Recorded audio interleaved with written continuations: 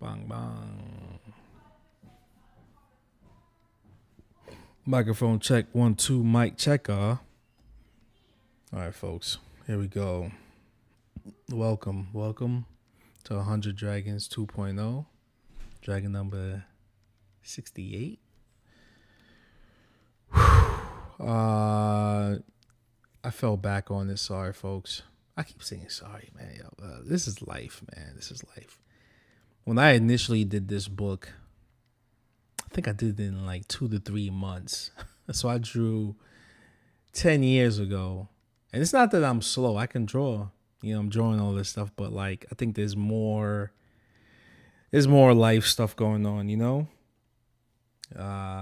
It's just more life, as they say. More life situations are happening, and I am, I'm navigating through it, Only child, man, only child issues.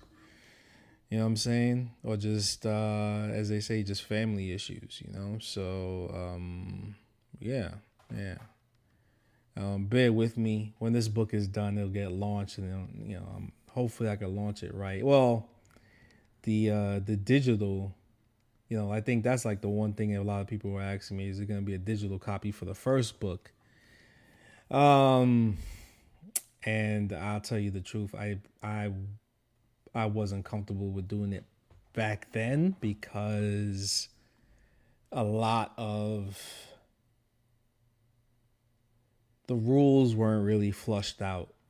And, I don't think that like everybody would have gotten it. I didn't like what was being sold, or how the digital process would have been done.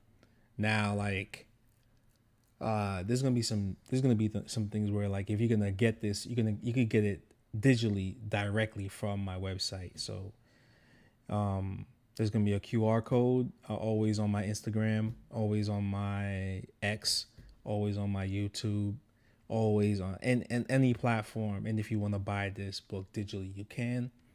But then when it gets published in a hardcover form, then you can get it. If you want to get like if you want to have a book on the shelf, then you can do it like that. All right, so I guess everything looks good on the YouTube. Let me see my hand. My hand should be a little bit light, darker. What do you expect? All right, so this is Dragon number 68. Hope the picture looks clean. The banner's okay. Let's put that ring right there. You know what I'm saying? Ring power. Willpower. All right. All right, 100 Dragons. So the original book had a basically index area and, about the book, So it's 100 Dragons. Andre Malcolm, that's myself, published by Bloodworks Books, a subsidiary of Analog Tattoo Arts Collective, ATAK, ATAK, 34, from San Jose. First limited edition of 1,000 copies. Copywritten 2013. Images hand drawn by Andre Malcolm. Designed in California on the Macintosh machines by Adrian Lee, the homie, and Eric Powers. Printed in China on a whatever. Font modified BEBAS, NEUE, other Bloodworks books. Go support this dude. Suits made to fit. Action, reaction, full coverage, Bloodworks sleeves, Bloodworks bodies, and the path. You can find all these dope books and all this other stuff that Adrian puts out there. Has a private studio / art gallery in the city of San Francisco. So go check that out, and you can find all this important books and merch and just new things that he's always working on the website, analogtattoo.com. That's ANALOGTATTOO KOMORI.com. All right. Now let's get to the show. Let's do what it do. I'm gonna make it do what it do. Oh, Tom, what's gotten into you? He says after that, oh, it's about to tell you what get into you. Something like that. I can't remember. Oh my God. That shit, man. The Boondocks, yo. The Boondocks. Okay, so a little silhouette sketch, and we're gonna build off of the Dragon number 68. Yeah.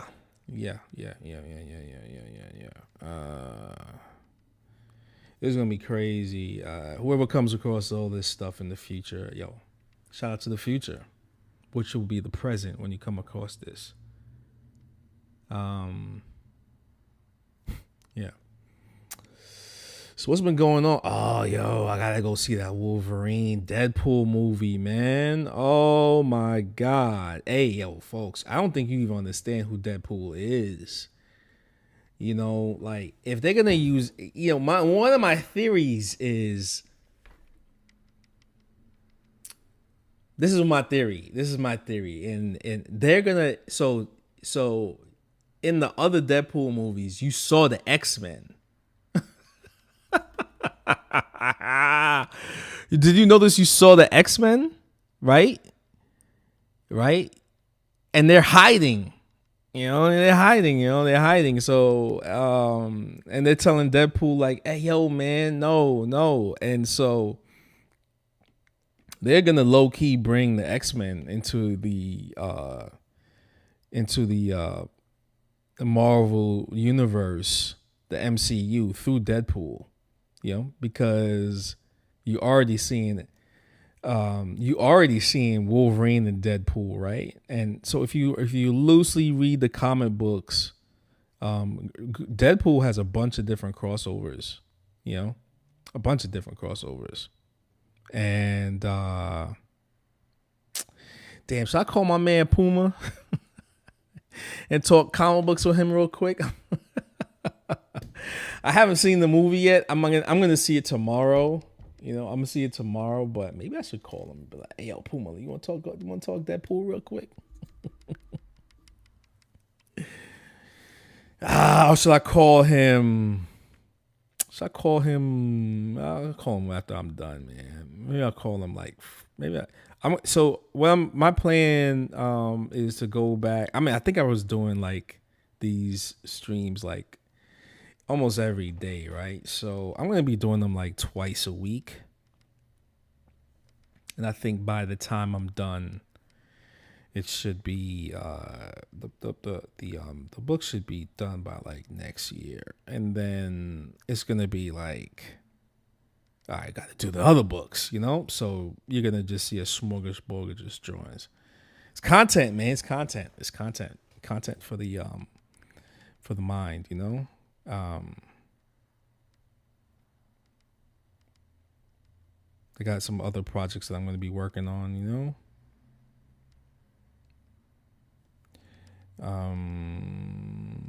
Yeah, so I didn't get to see Deadpool yet. Number one movie in the world, I guess, right now, or number one movie in the States. But yeah, they're gonna use Deadpool to bring in the X-Men.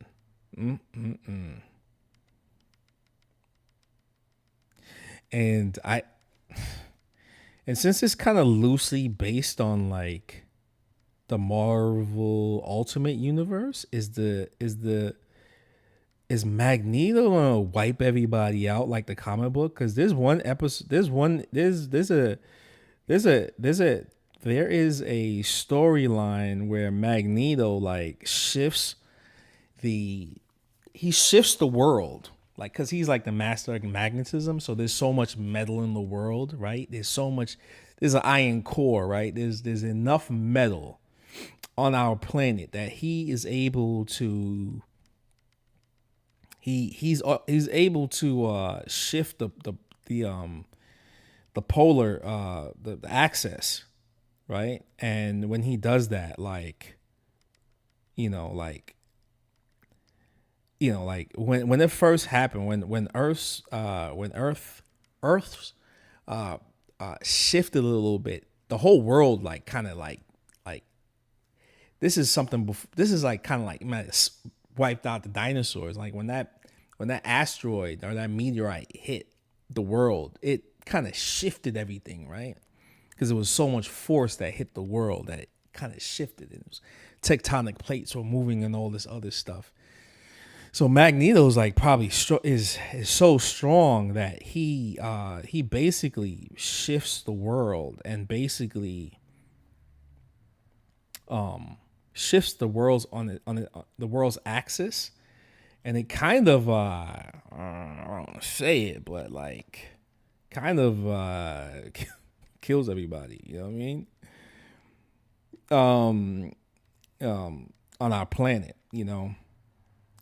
It's not as bad as what Thanos did to the universe, because when Thanos snapped his finger, it like a lot of people think that it only happened on Earth. No, it happened it happened across the universe. That's why when he snapped his finger, you heard this cry throughout the universe, and it wasn't just you know, because Thanos, you know, what you don't realize that he worships Mistress Death, and they don't really talk about it. They kind of hint at it, and so like he didn't just, you know, he was trying to do like he did a soft reset,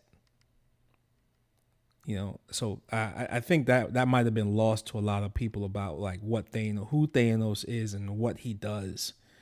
And so when he wiped out, you know, half the universe, it woke up a lot of people that Earth might not be aware of, you know? Yeah, that's all I can really say for now.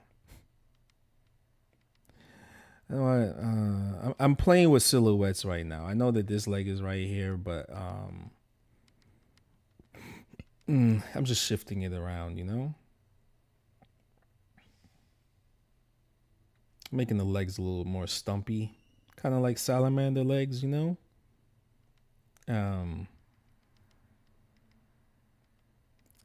Yeah, folks. You know, he woke up the universe. Now he didn't wake up the universe. Imagine. I don't know if this ever happened to people. Like you ever see what happens when you disturb a bee's nest or a hornet's nest?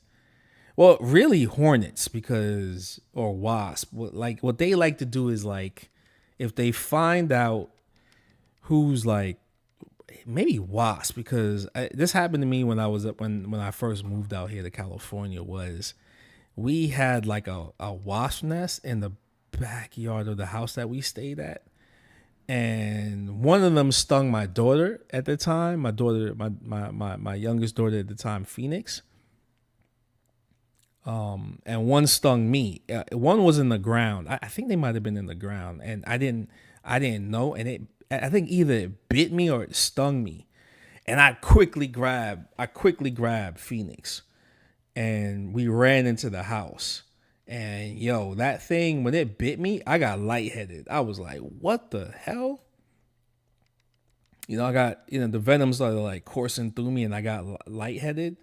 That's what happens when, like, you know, not really allergic reaction, but like, it's wasp venom. You know, it's wasp venom, and it hurts. It hurts. It's not even just you get stung, but I think they sting you and they bite you if it can. And when it bit me, I was like, yo, I felt that. It's probably worse than getting tattooed. Like a wasp sting is like worse than getting tattooed. Like I'll tell you this right now. It feels like getting tattooed. It feels like you're getting hit with a mag and a liner at the same time. Honest to God, that's what it feels like. That's what it feels like. That's what it feels like, yo. And so, like, let's go back to Thanos, where he woke up the universe, and everything after that was on edge. Think about that. Like, think about like a bunch of wasps all over the universe. Like when that happened, like people were like, "Yo, what happened?" So like, that's something that like you got to kind of think about nature. Like if you realize that like half your like you were the only one that survived that snap. You're the only one in your family that survived that snap. Now you're on edge. You're like, hey, what caused that? What caused that? And so that's like what's happening right now. That's so like what happens after basically this like that's why Doom is appearing. Because maybe his people got wiped out. They didn't show you it, but you're gonna see a bunch of stories after this that's gonna like and it's Thanos probably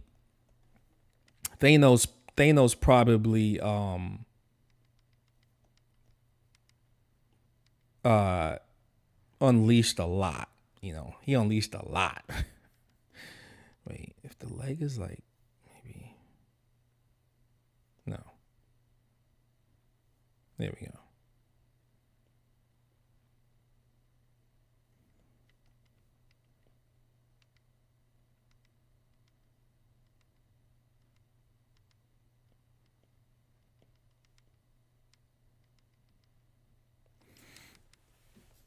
I mean, I know a lot of people are like tired of all this stuff, but hey, I mean, I was talking about this the other day. Last time I did my live stream about Stan Lee. Like this is a man that like he created a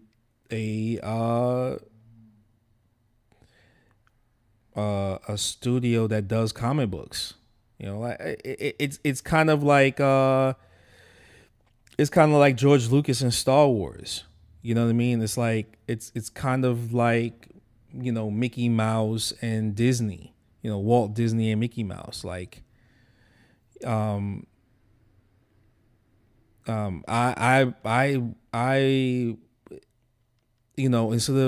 instead of Star Wars, for me it was Marvel. I got into I can easily say I got into Star Wars late. I got into Star Wars late. I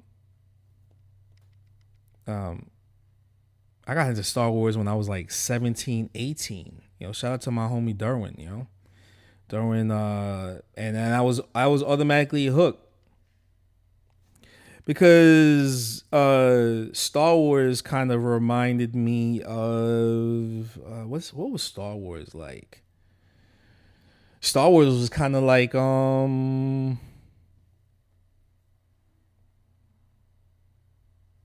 maybe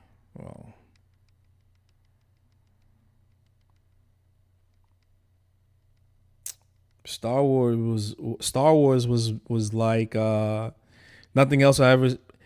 That's the thing. Star Wars was nothing like anything I ever seen in Marvel comics. I was a comic book head. And that's how it is. That's how it is for some people. I think they're not going to really say it, but there's like some people that just read comic books and have nothing to do with Star Wars. That's just it. You know what I mean? There's some people that like love Star Wars, but they have nothing to do with comic books. But then what's dope about Disney is they brought two worlds together.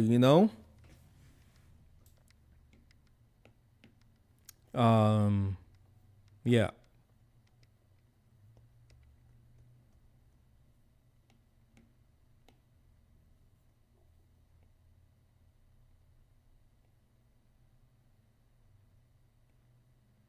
I think the disconnect was some comic book artists didn't want to do anything that they didn't want to do movie comic books. It was more like, I'm a diehard comic book fan, so I just want to draw I just want to draw Spider-Man and Captain America and Superman and Batman, and that's it. But then there was like a new generation of artists that like both worlds. You know what I mean? And that's what you're kind of starting to see now, where it's like it's a mixture of both. You know, if you like Travis, I think who did like a really famous. There's a few comic book artists that like did like a few issues of Star Wars, right? You know, but it's hard to, like, if they ever come out with a comic book. I remember that. I remember seeing that when I was younger. I remember in an issue they were like, there's one comic book artist say he doesn't do movie because he doesn't do movie comics. He prefers to just do like traditional comic book, comic book characters.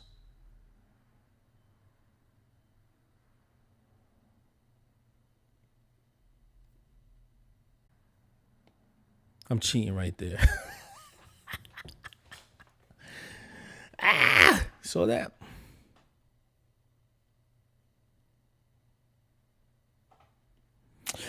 Just warp it sometimes, man. Come on, man. I drew it though.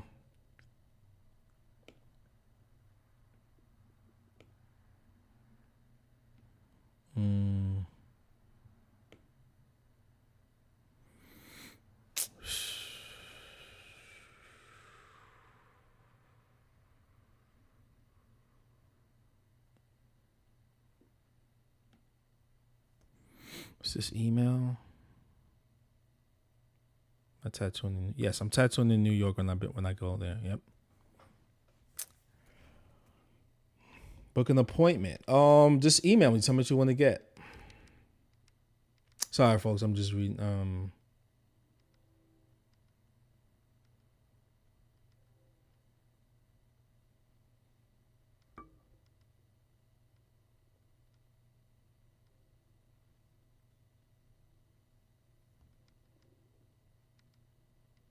Comic artist.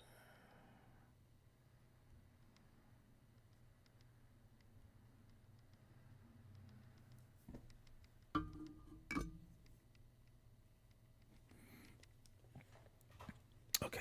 All right. Let's.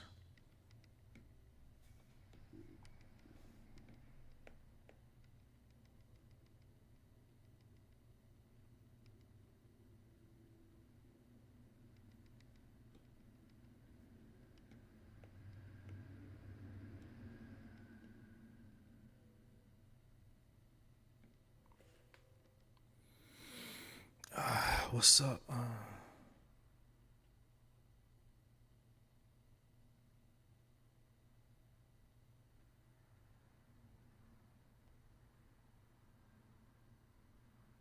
Who's up in the chat? Oh man, come on, man. If you're in the chat, say something, man.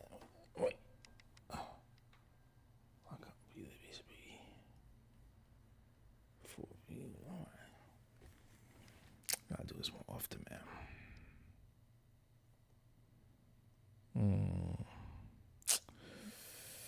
Okay, let me just fix that. I don't like how let's keep the head almost in the same ratio. Let's do that. Let's fix that. Let's bring that back.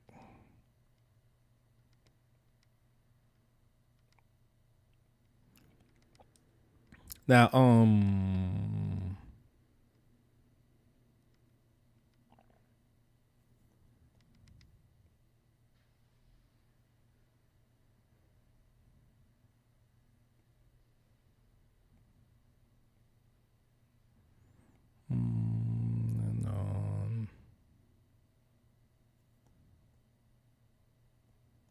It doesn't. Front lip doesn't have any whiskers, but let's put some whiskers on this guy.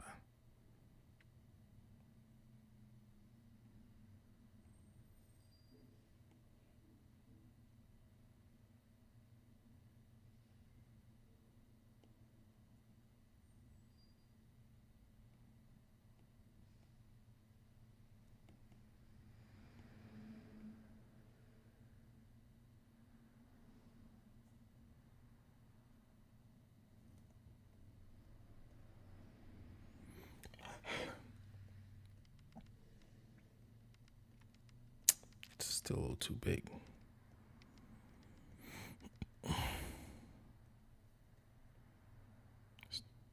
little bigger, but okay. I'm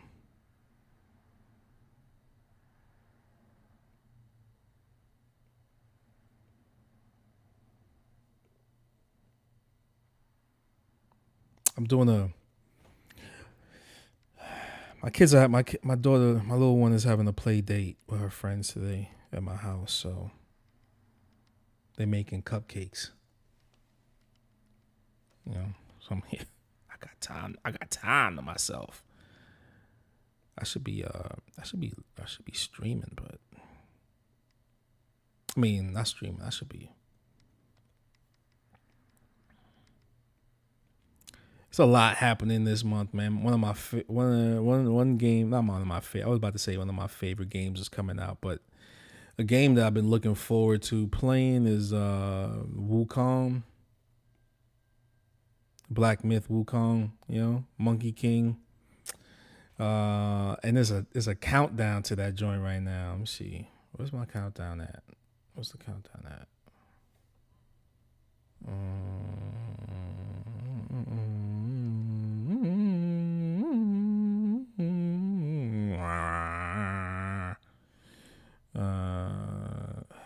I just been.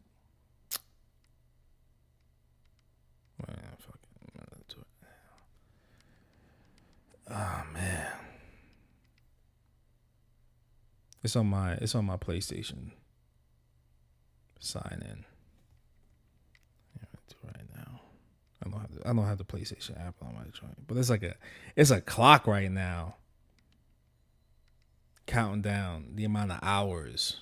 Oh no, it's on days right now. I think yesterday I looked and it was like 24 days. I was like, oh snap! So I'm making a totally separate YouTube channel just for that. So I'm gonna be streaming that game when it comes out. So I'll be playing that game when I have nothing to do, when I have everything else done. I don't know how I'm gonna be streaming that game. I don't know how I'm gonna have the time to even do it, but I have to play that game. It's like it's a walking smorgasbord of tattoo reference. So best believe I'm gonna be. I think the art. Oh man, I can't. I got the like digital copy of it. Oh man.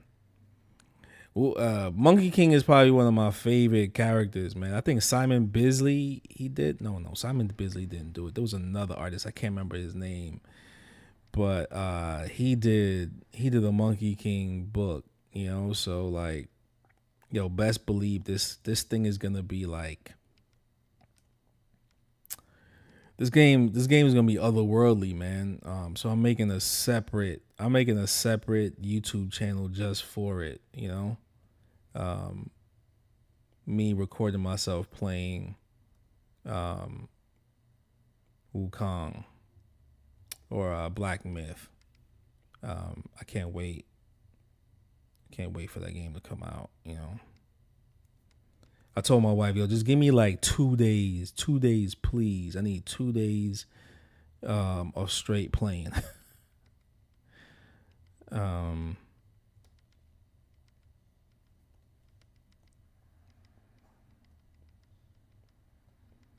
It's a single player game too, so you know. Yo, man, if they catch me, yo, if you see me rage quitting on that game, please, all right, please excuse me now. You know what I mean? Please excuse me now, yo, because I'm playing like some regular games right now, and I don't rage quit. I do say, God damn it, You know, like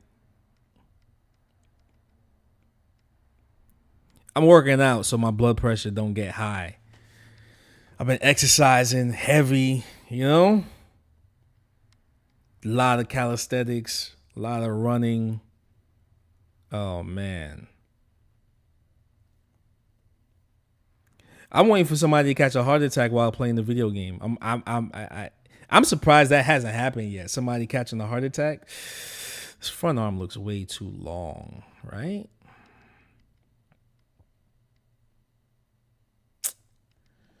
Let's look up a salamander.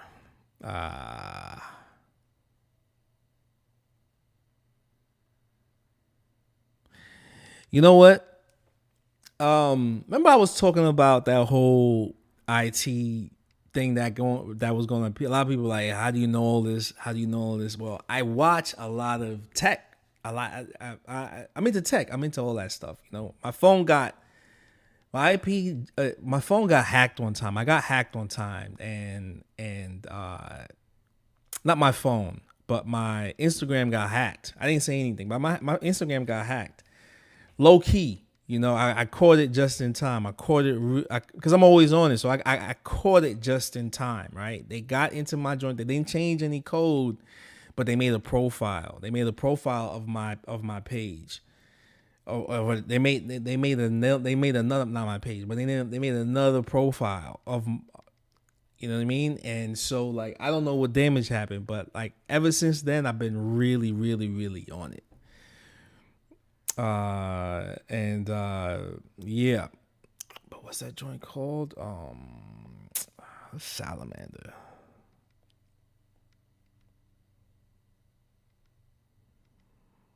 Salamander. Okay.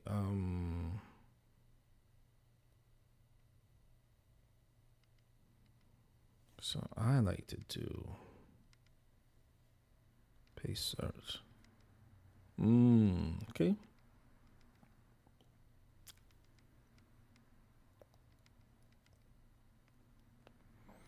Let's go with this guy.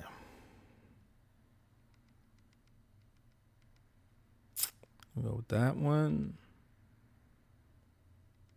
Ooh, I like this guy right here. He's cute.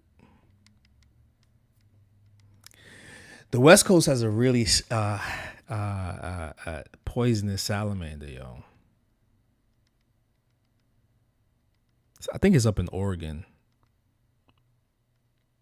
Oh, this one's good.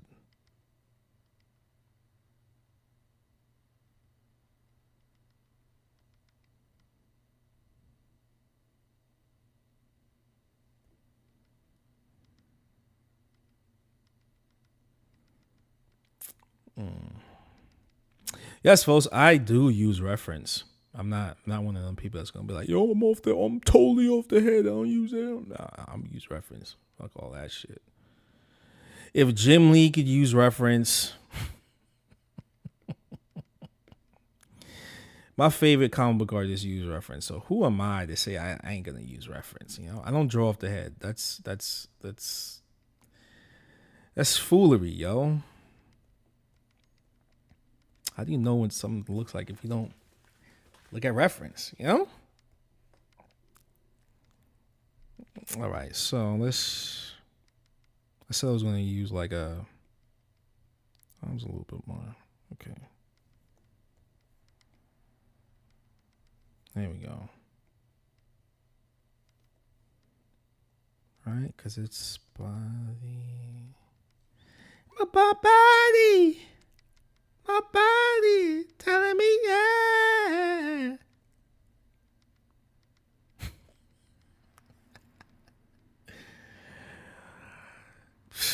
I'm sorry. I ain't sorry, yo. I am not sorry. I'm not sorry, yo. I will still bump R. Kelly.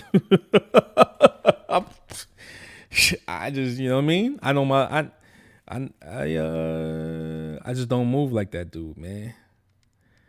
R. Kelly got too many slaps. He got too many slaps. You know what I'm saying? If Woody Allen ain't in jail, then I could still listen to R. Kelly.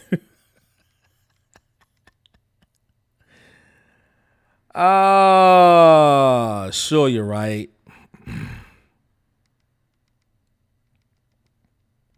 Right? Am I tripping? I think he groomed his daughter. He groomed his wife. Told his first wife, yo, I'm out. He said, hey, you're getting replaced by your daughter. Yo, can you imagine that breakup? He said, you're getting replaced by your daughter. No, I know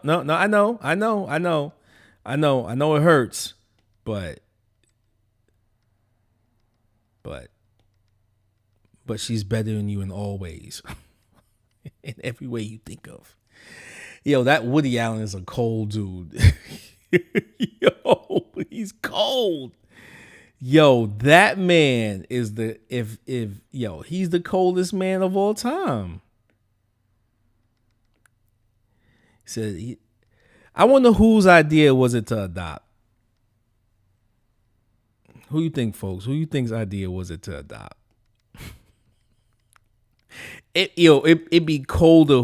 It'd be colder if it was his idea.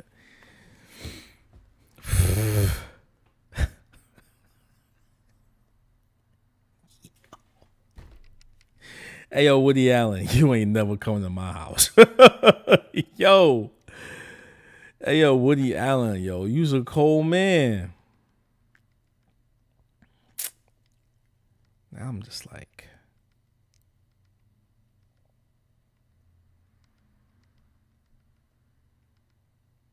right? Like, am I tripping? Am I tripping? Is it wrong for me to say that?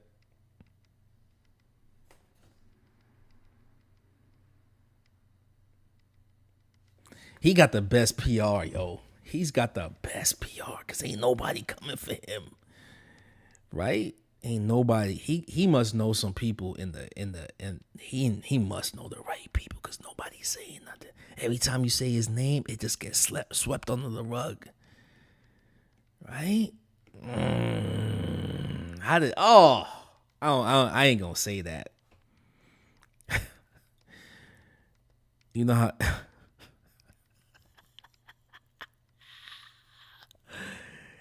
Oh my God. Oh my God. Yo.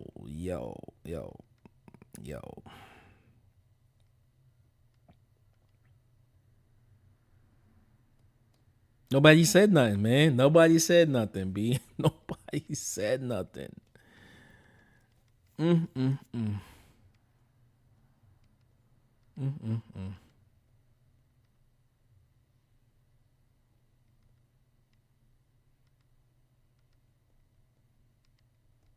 Nobody still hasn't said anything, right? Nobody still hasn't said anything, man. Maybe a little bump right there. Nobody still hasn't said anything. Like, yo. What was that first wedding? There we go. Let's ask that question. What was the first wedding night like? What was that like? What was you saying to her, fam? What was you saying? What did you say? Ugh. Yuck. Jesus. Whew. What did you say? God damn, bro. Like, what?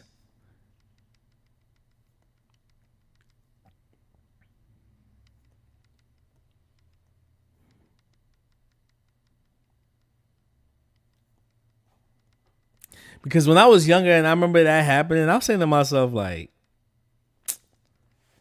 what? How'd that work? How'd that happen? Right? I said that to myself. Like, how did that happen?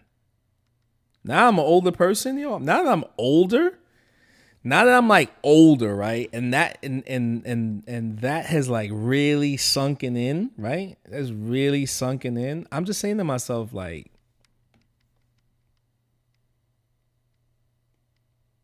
yuck.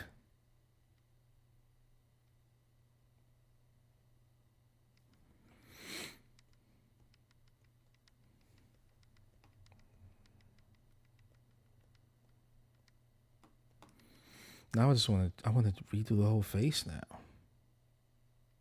I could redo the whole face now, right? Let's redo the whole face. Let's give it more of a. Yo, Grimes said that, man. Yo, Grimes, Grimes, I remember you saying that, man. Like, yeah, I mean, like, we were talking one time. I make it more of a salamander look, right? What would it look like with a more salamander-esque face, right? I mean, this angle is a little bit. Maybe it could work. What would this thing look like if it had? Let's give it more of a tubular look, right?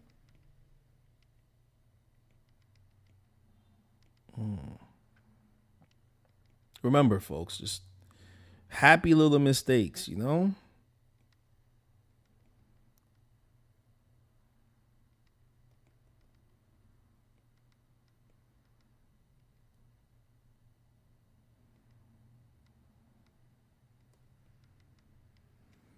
All right.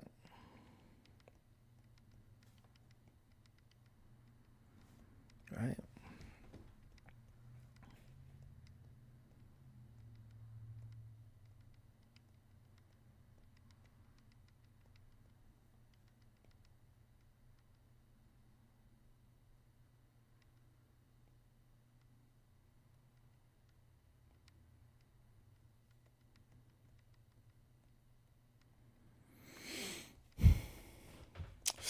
Different type of shit.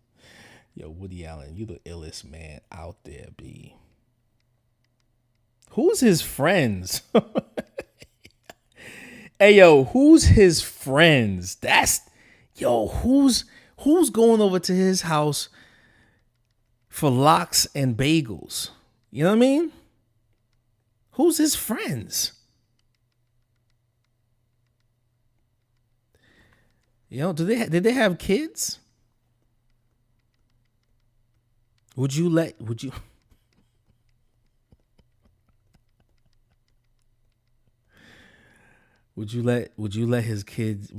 kids stay at this house for a sleepover? Would you do it?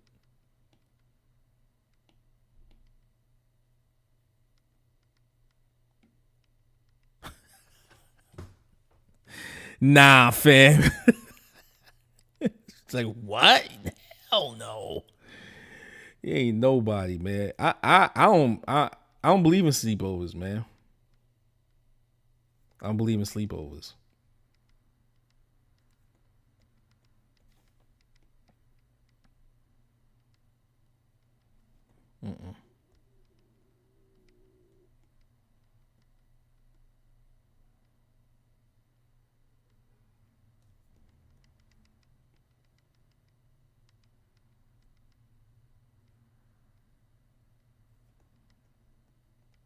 Not in this day and age. I don't believe in sleepovers.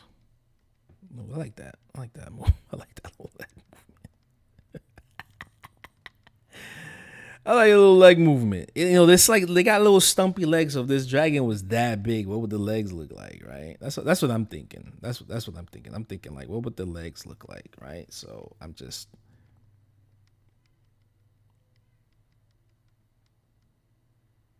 you know,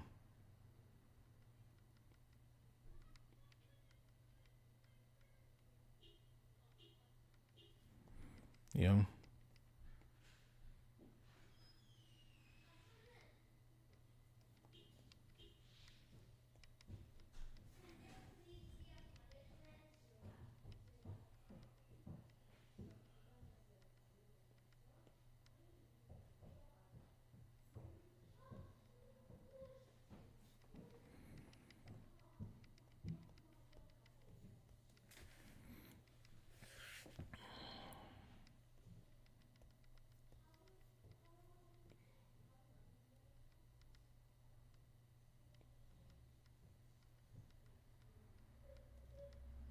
Right.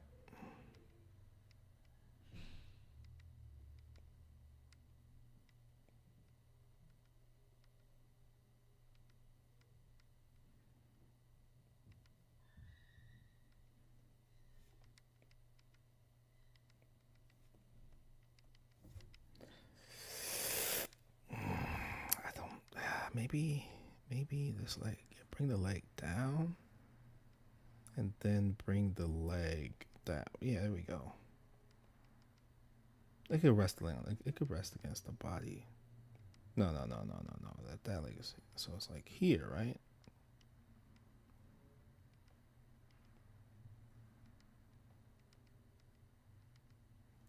I got like what, 1, 2, 3, 4, 5 toes. Oh, that's right. That's right. That's right. That's right. That's right. There you go.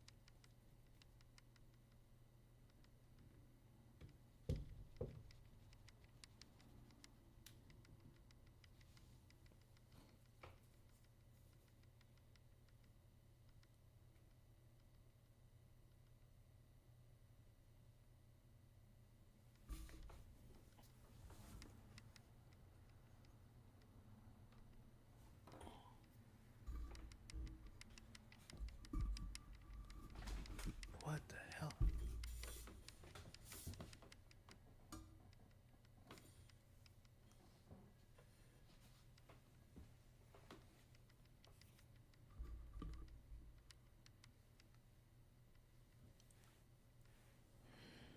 Oh man, it's like this. This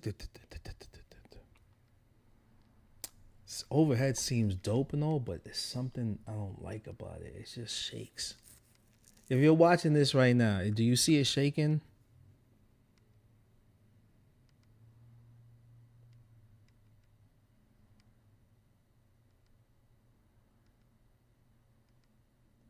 Oh, these are perfect.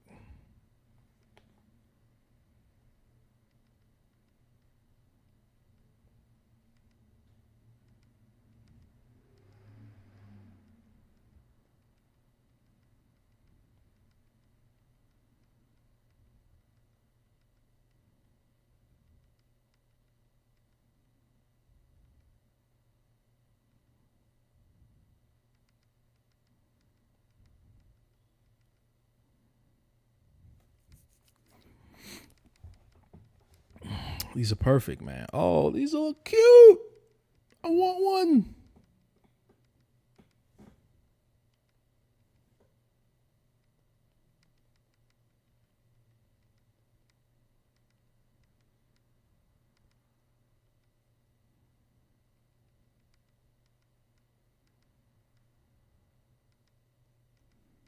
All right, let's replace these. Yeah, let's replace those with these right here, because they have like the motion that I'm looking for. Looks like they're swimming up, right? So, you know, all right.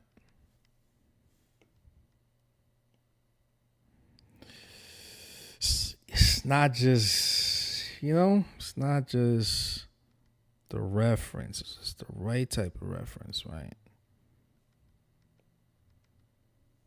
It's the right type of reference, you know what I mean, folks? Let's chop that off. I don't need all that. But I think this is the one that's real poisonous that you can find in Oregon. Yeah, I think these are the ones, man. Oh, yeah. Look at that. Look at that. Look at that. Look at that right there, yo.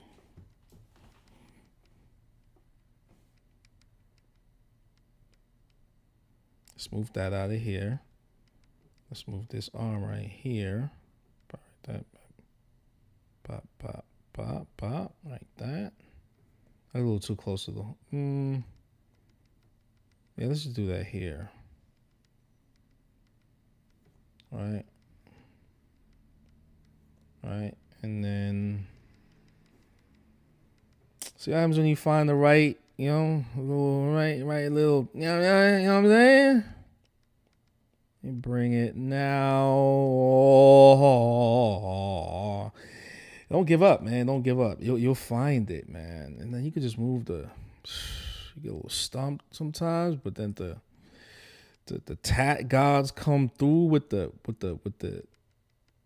inspo. They get you with the insight. You're like, I found you. You're mine. You're mine. Come on with it. Look at that right here. And then you bring this leg right here. And you get it right here. I'm going to pop it more and then bring it over right here. Oh, wait. A little thickness here. And then here, and then you get that right there. No. One time, man. One time I got the.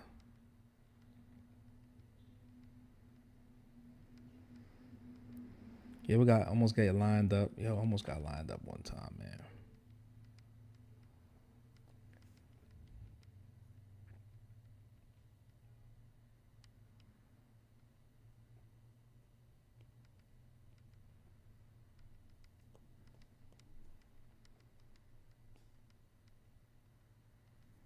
Like that right there, right? It happens sometimes, It happens, man. It just gives you the insight. And you say to yourself, yo, it worked. It worked. I like that. I like that kind of movement, Right? And then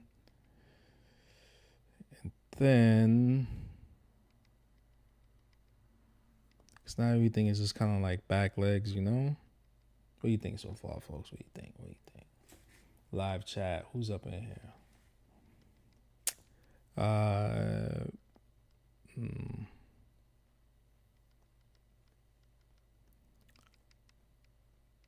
Will you be at the net? Oh, wait. Yeah, I got a super chat. Hold up. One second, folks. I got a super chat. Let me check my super chat real quick.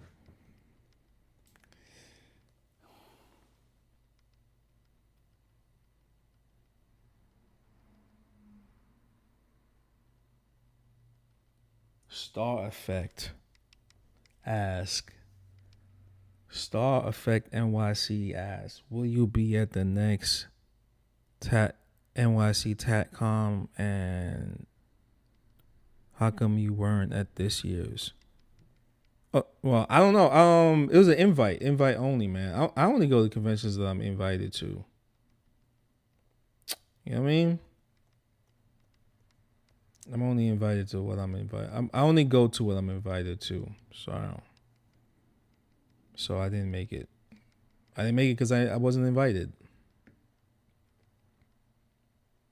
That's the rules I go by, man. That's the rules I go by. I go by, yo, you invite me, I'll try and show up. You know, this year was real tricky. So I don't know if I would have been able to go if I was invited, but I wasn't invited. You know, I'm from New York. You know, from New York. I think it was like a New York-ish show, but yeah, I wasn't invited. But you know, ain't my thing, man. Nothing I could do about it. But if I'm invited, I'll go next year. But yeah. Other than that, thank you for the super chat, though. Appreciate it. Goes to the channel.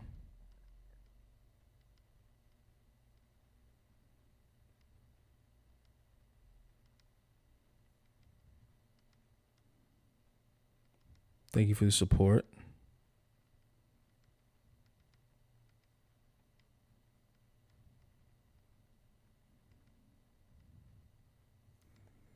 It'd have been real gully up in there if I was there.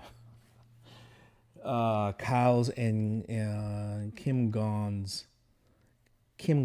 What's going on? Thank you for the flame emojis, fam. Appreciate you for coming through to the live stream. Appreciate it.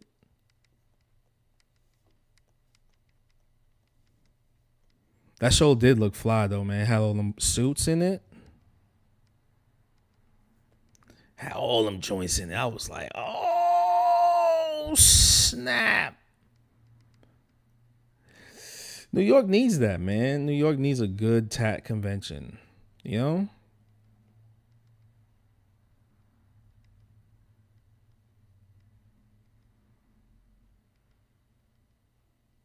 New York needs a good TAT convention.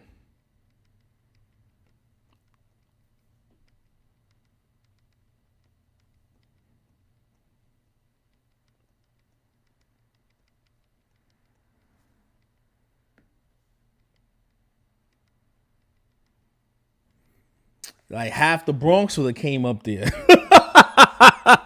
Yeah, I'm from the Bronx, so can you imagine me at that convention? I'm telling you, hey yo, everybody I know from the Bronx, Brooklyn, Queens, yo, come through. I want some chopped cheese sandwiches. I want some real yachty food. I want some Italian shit. I want some Dominican food. I want all that fly shit. Oh my God, it would have been crazy in there, bro. Half the Bronx would have been up there. Oh my God, it would have been crazy. Oh man, that shit would have been wild for the night. All my Brooklyn peoples would have came out. Oh, Harlem, Yonkers. Oh snap, it would have been a celebration. Nah, yeah. Oh man, yo, Star. Nah, I don't think you would. Yeah, man. I don't think they want me out there. I'm too urban, man. I'm too urban for that shit. Way too urban. People are like, oh no.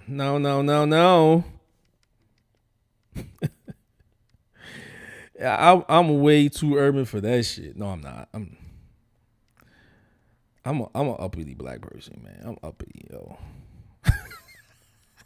I'm uppity as fuck. I'm uppity. I'm one of them high class Negroes.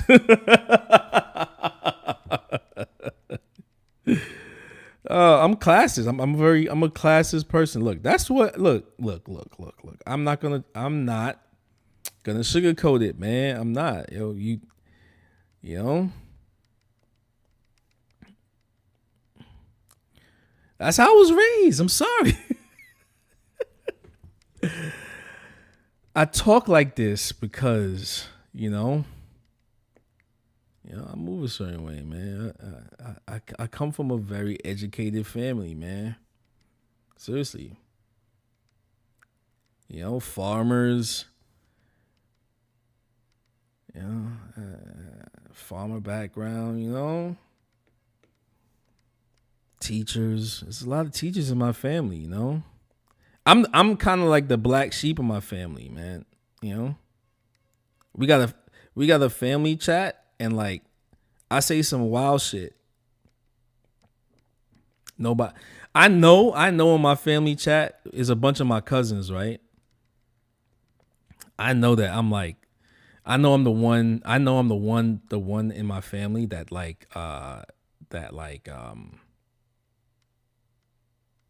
that they block. Like, nah, let's put him on the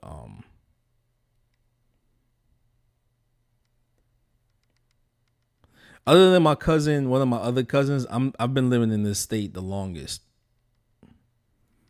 I've been living in this state the longest. So, you know what I mean? Like, I kind of have like a twisted sense of humor. You know what I mean?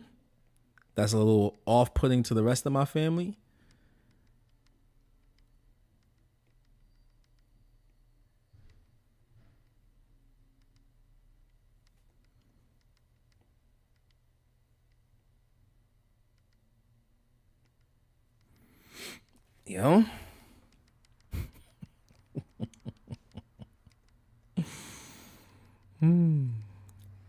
Yeah, so I'm kind of like using the legs. I might just change up the whole body and shit. I might change it all up. I might just do like the underbelly. You know what? I'm gonna do that. Let me do that. Let me do that. Grime gave me this idea years ago. Like I think he was doing something for like design. Like I think he was doing a seminar, and he said something about like, how you design something, like a dragon, and that, it's stuck in my mind. It's just when to execute it, when I can do it, when I, finding somebody that's going to give me the opportunity to do like a really cool design, like, let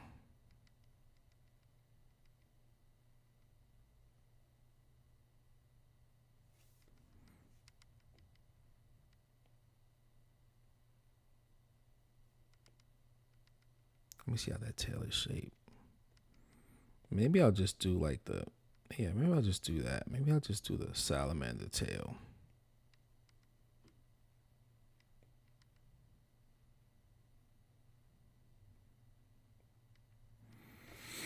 Right? Chunky kind of body too. I could bring in like,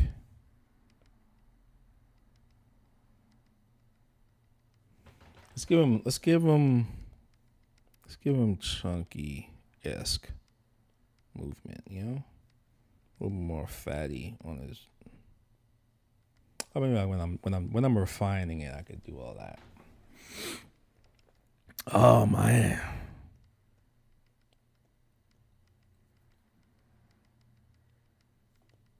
Yeah, I'm the one family member that's like, what's wrong with this dude, Trey?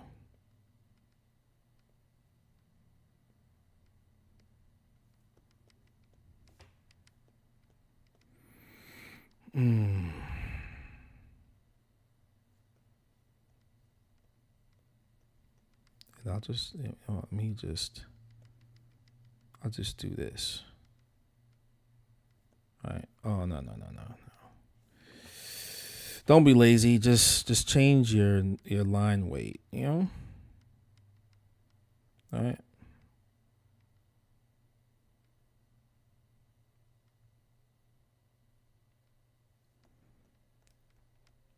Right.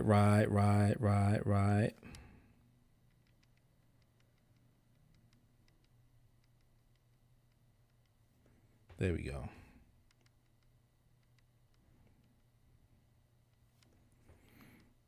There we go.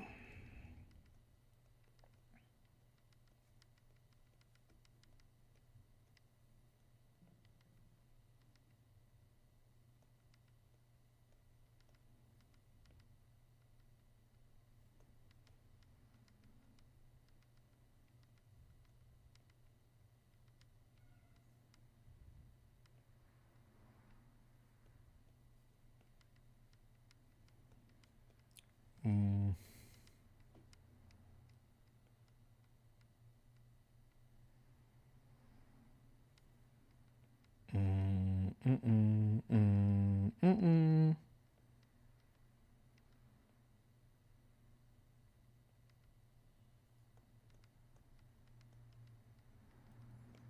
This arm is still too big.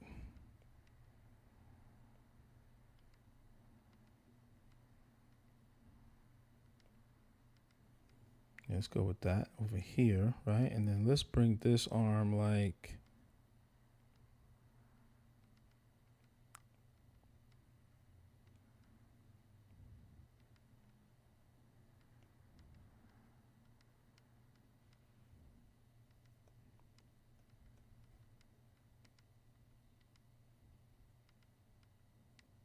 Yeah, here we go.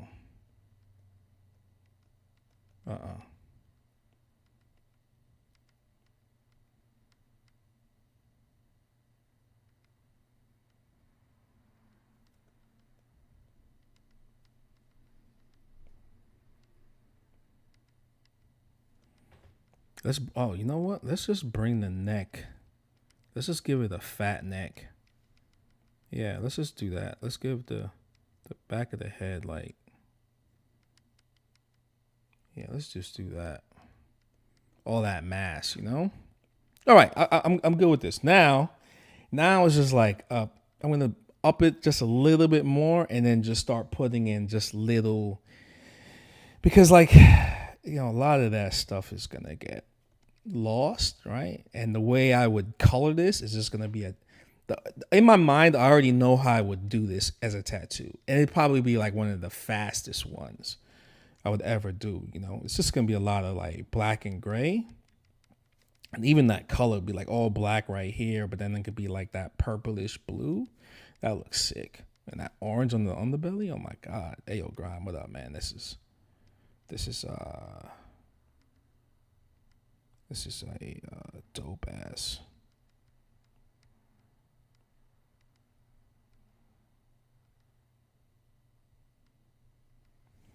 And I've been dying to do it, you know, but this, I did a few different dragons here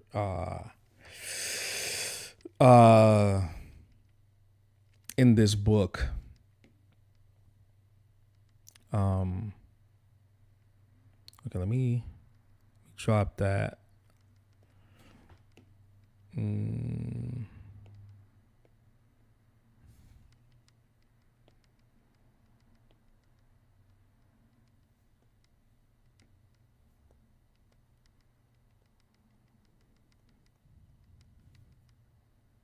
Oh yeah, and folks, in September the 9th to the September the 5th to the 9th, I'll be in New York. You know, I'll be in New York, tatting and zapping, and tapping.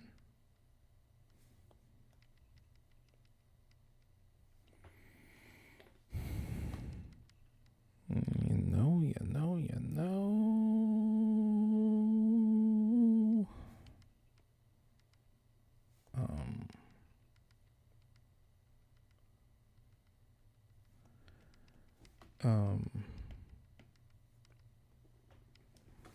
And I know a lot of y'all are asking me about the grays, and it's coming. It's a lot of shit going on. It's a lot.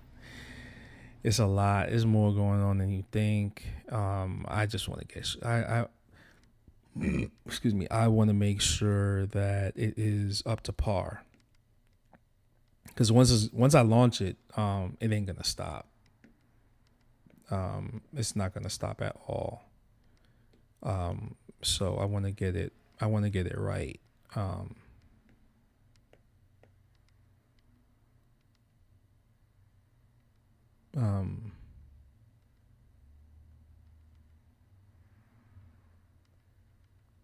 FDA stuff.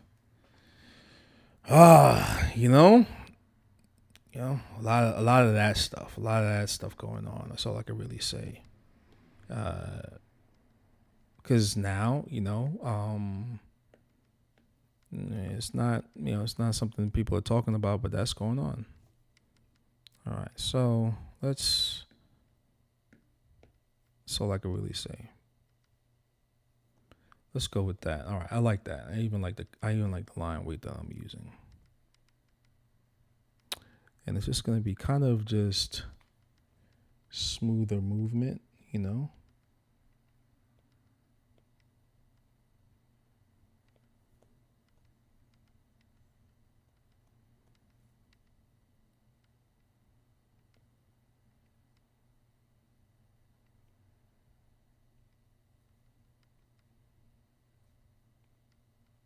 This thing is just moving just for water, right?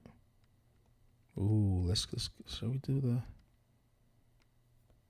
And now this is where, when I'm designing, I'm just kind of putting like certain key features into the design, right? Like what you see that comes off of a salamander like this, right?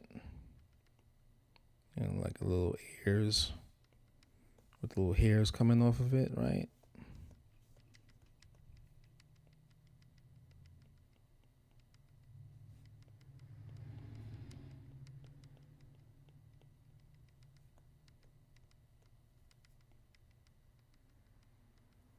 All right.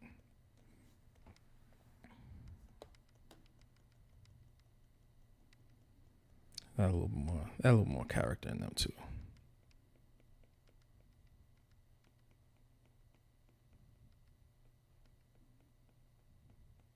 Ooh, I like that.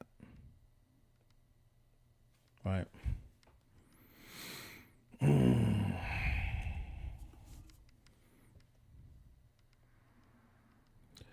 And the way they evolved in water, right, it's just for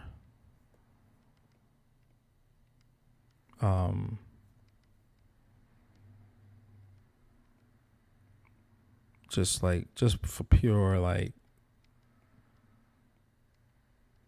there's no ridges and bumps like that. It's just so like the water could just move right over them, right? Let's not even give them any ears, Let's give them like just the...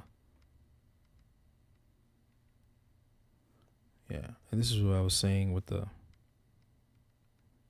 how I want the back of the head, how I want the head to attach to the body,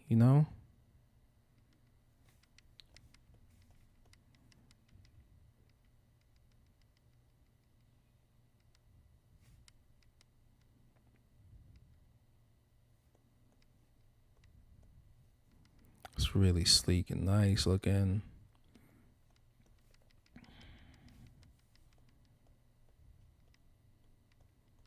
I need something to look at. Wait.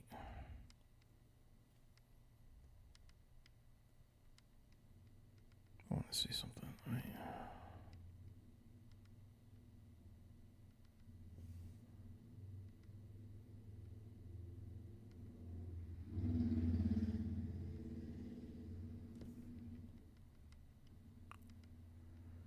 Yeah, sometimes you just change up a little phrase, you start adding stuff to it, it does something. I just want to see something.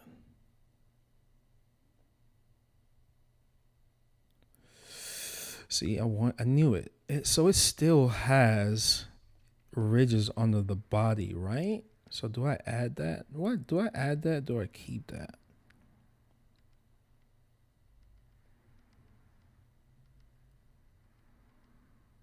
All right, so this is what we're gonna do. So now This is where I start like putting in little muscles, you know. I'll still do that. Yeah, there you go. I kind of like that. Yeah. All right, and it's just free flowy, you know.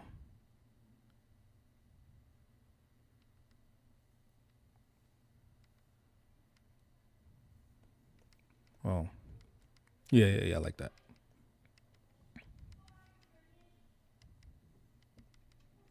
He's got 4. Let's give him 4.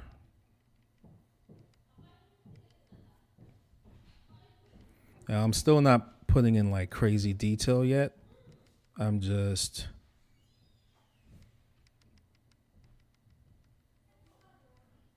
like doing bumpy line weight, right?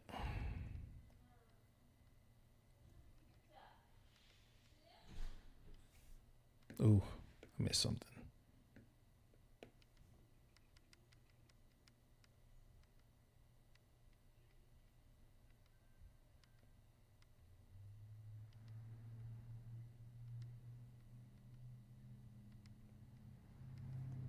How's that?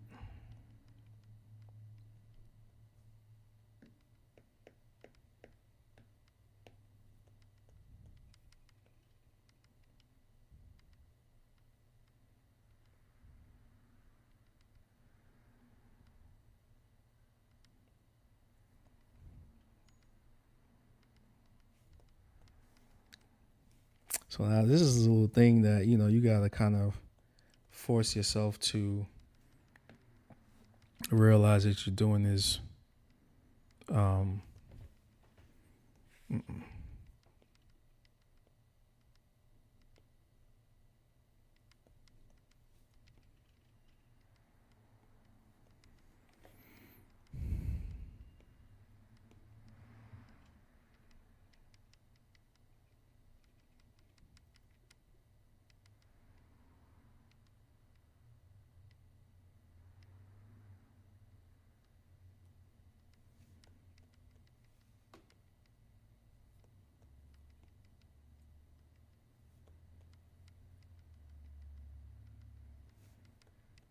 all right.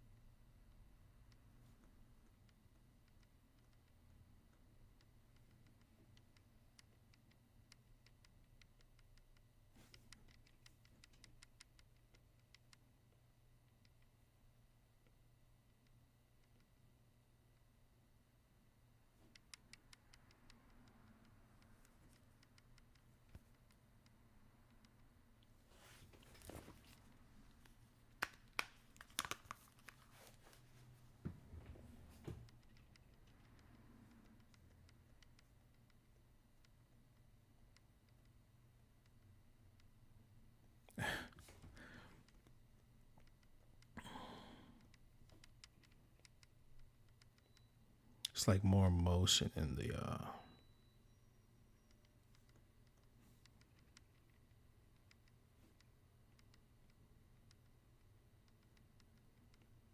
it's like the body has more going on in the legs and stuff. Right?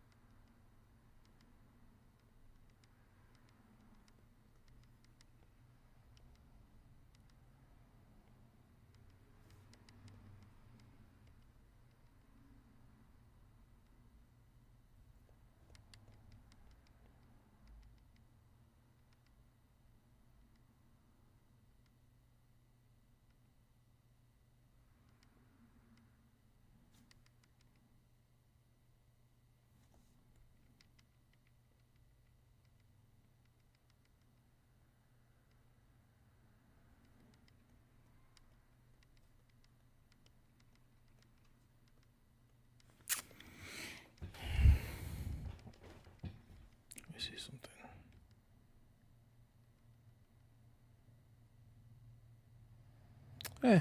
Yeah.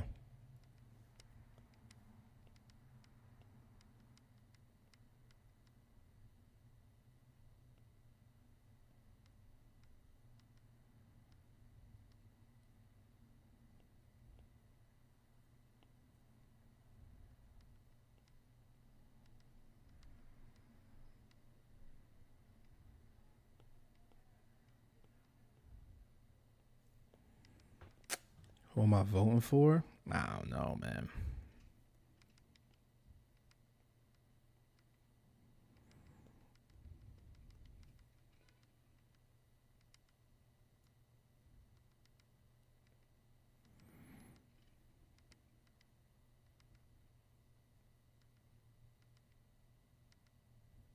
I can't answer that, yo. I'm a taxpayer.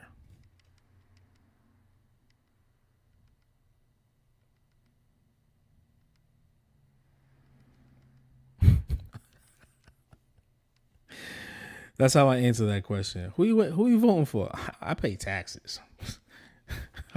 I got that from Star. Who do you vote for? I pay taxes. I'm a taxpayer.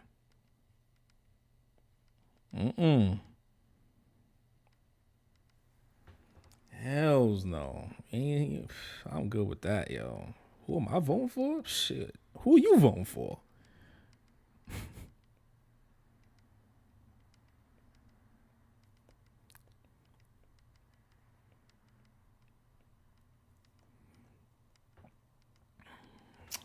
I'm a taxpayer. I pay taxes.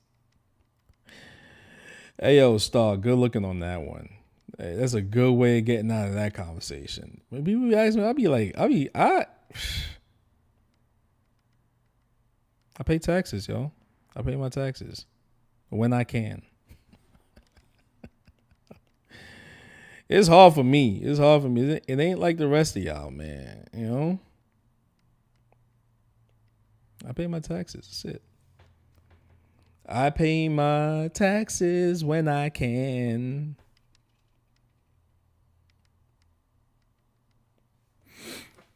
I pay taxes.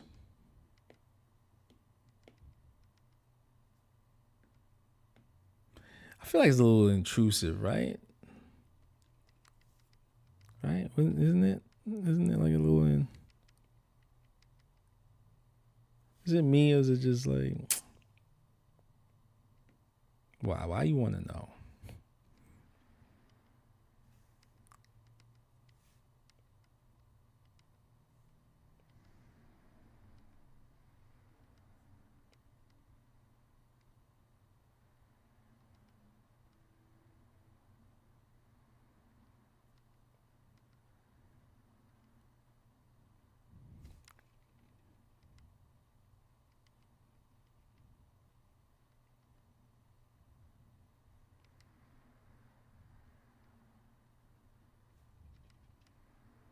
Like what good does it what good does it do that you need to know what I do with my vote? What was it? How much money you making off of that? See? Is it like, you know what I mean? It's not if it ain't helping you pay your bills.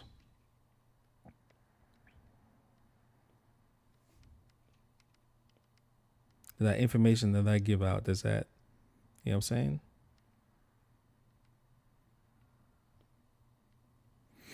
I doubt, you know what I mean? Is it making you any more? Is that giving you more generational wealth than me telling you what my vote is? You know what I mean? You don't need to know, man. It ain't nothing,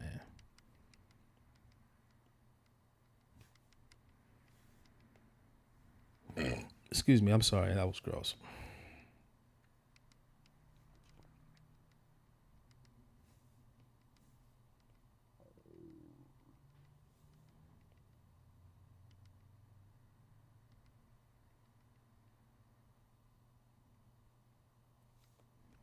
It ain't, you know?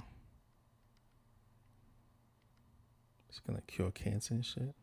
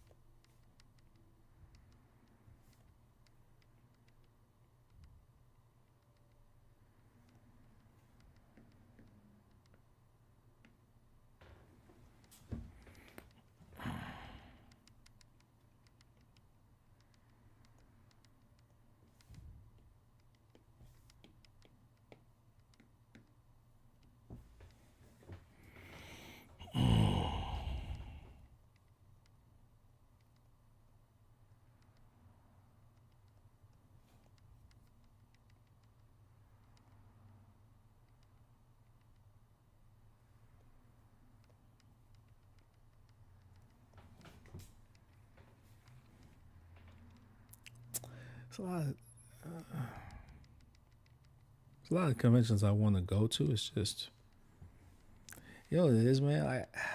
I'm at a point where like I just got a lot of family responsibilities. You know, I've always had like a weird kind of thing in time. Like time affects me a certain way. Like it's like I'm always like the last person to know about something, or maybe I know about it too early to the point where it's like this dude is telling fairy tales. You know what I mean? Or like this dude's bullshit.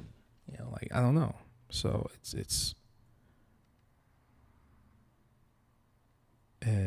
a you know.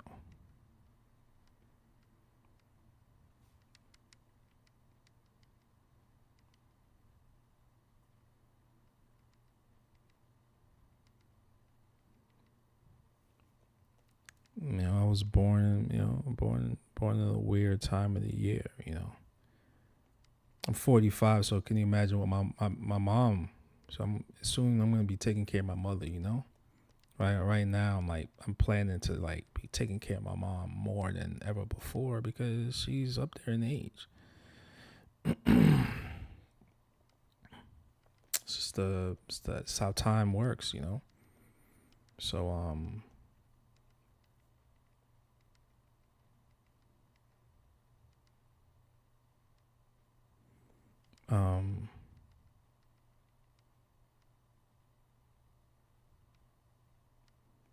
it's weird for me right now. But like this is the time where like so much cool stuff is happening.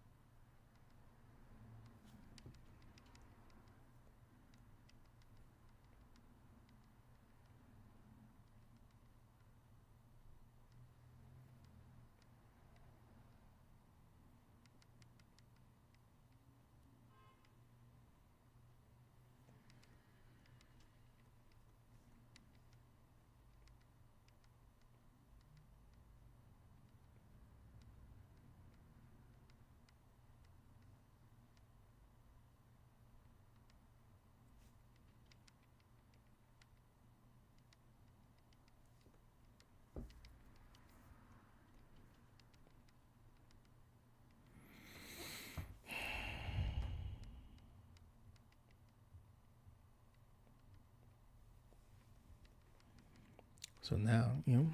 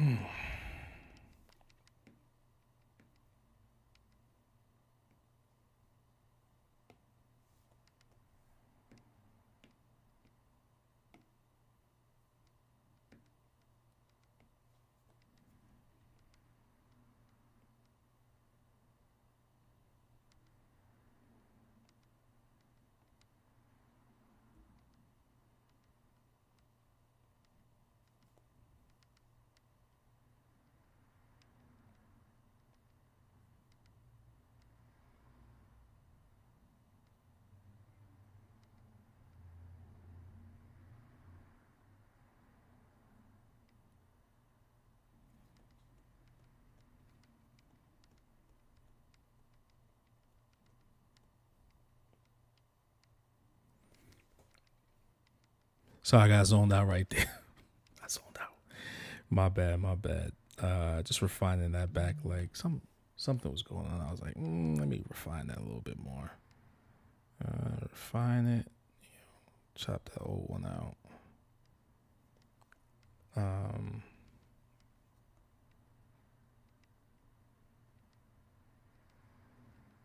All that stuff's gonna get lost anyway.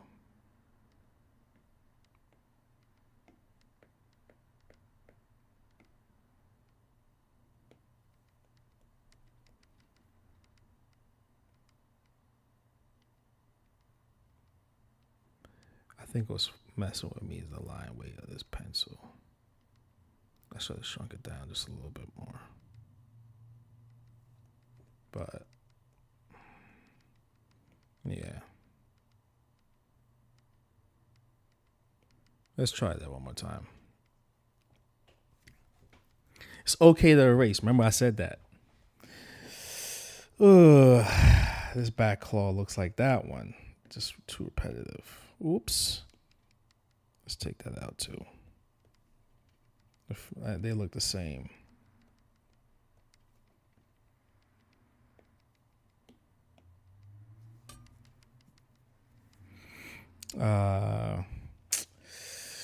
That's right. Being lazy right there, right?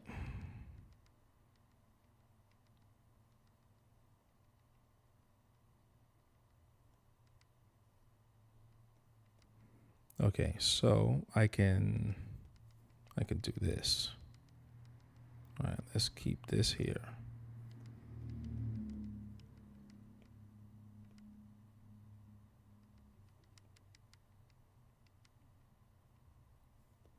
That's better.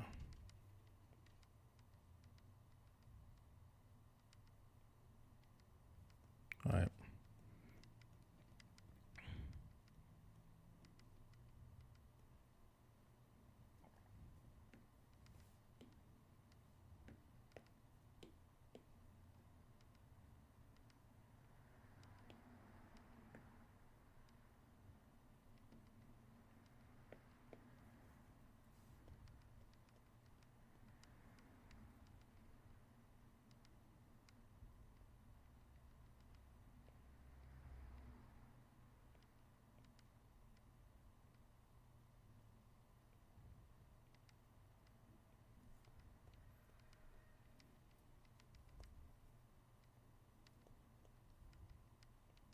Of course, that leg is moving this way.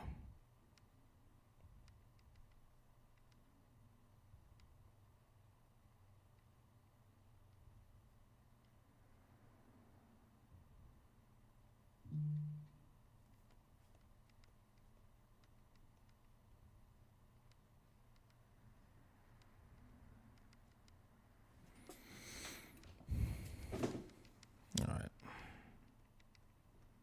This arm is just like, you know what it is? It's like I'm thinking like, oh, gotta be crazy muscular. It's like, nah, not really. They don't have muscles like that. It's not really defined, right? Maybe that's what's just messing with me. Like maybe just a little bit of definition, but not too much. Yeah, I think that's what it is. It's like not everything has to be crazy. Pop, pop, pop. You know what I mean? Like buff and rip. You know, let's just keep it kind of. Does it have to be? Does it have to be super muscular? You know, do the muscles have to pop out? Because maybe the way I'm gonna shade it or color it, have a totally different look. You know. But that's up to you. Like if you ever get this book, and it's up to you to change up the design. I'm not gonna tell you how to do this. You know, I'm kind of giving you like an example, like, but I want you to come up with your own look. Post it so I can copy it.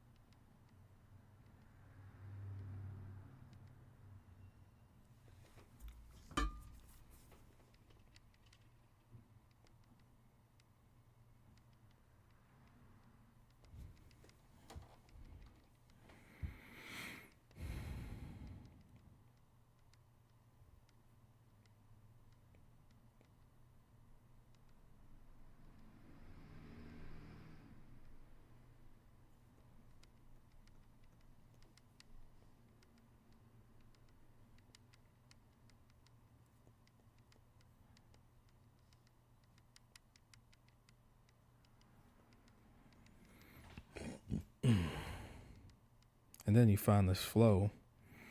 You forget to recognize the flow doing the little feedies, and then you're like, oh man, I gotta go back. I gotta go back and redo it to catch that flow.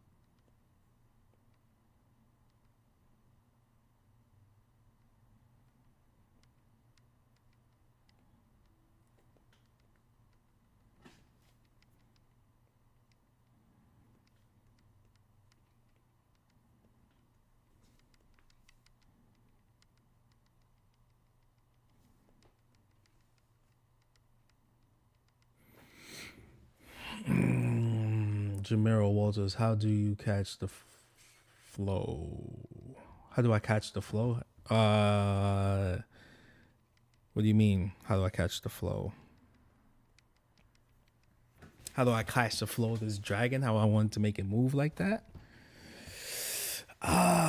If that's the question you're asking, I don't know, man. It's just repetitive S curves. That's really it.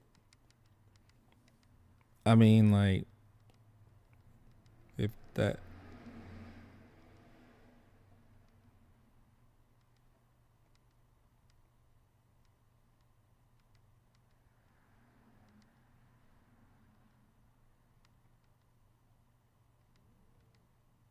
If that's the question you're asking, Yeah, like even you see what I just did right here, right? I just didn't like how that other leg was moving. So like, so I again like when I'm not satisfied with something, I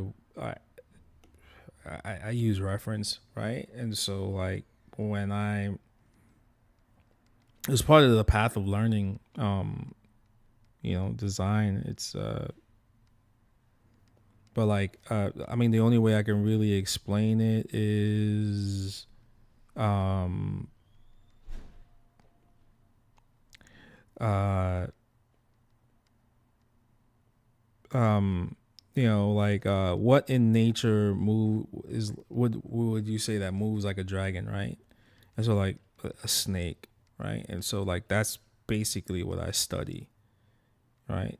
And I'm not trying to make it my style anytime soon, right? um so like I just like basically just draw a snake in motion, right? And I constantly do that, right? And then because I'm not really worried about my style yet. And so like yeah, I just I'll draw a snake in motion. I'll draw a snake in motion, and then like um which is like what's the one formula of like how a snake moves? It's like the S curve, right? And I'll draw that like 100 times, and by the time I get to the 100th, I'm way more comfortable than when I first started at that first S curve, right? So that's what's one of the most flowiest animals, centipedes, but like snakes, right? And then like once I've gotten the S curve down, then I move to like how does a sea snake move, right? Because a sea snake moves totally different, right? It's more of a looser movement. It's not as tight as you would say like a desert rattlesnake, like one of those like sidewinder, like look at how a sidewinder moves, right? And that's kind of like that's like I think the epitome of like what a dragon would move like, um and that's really it. um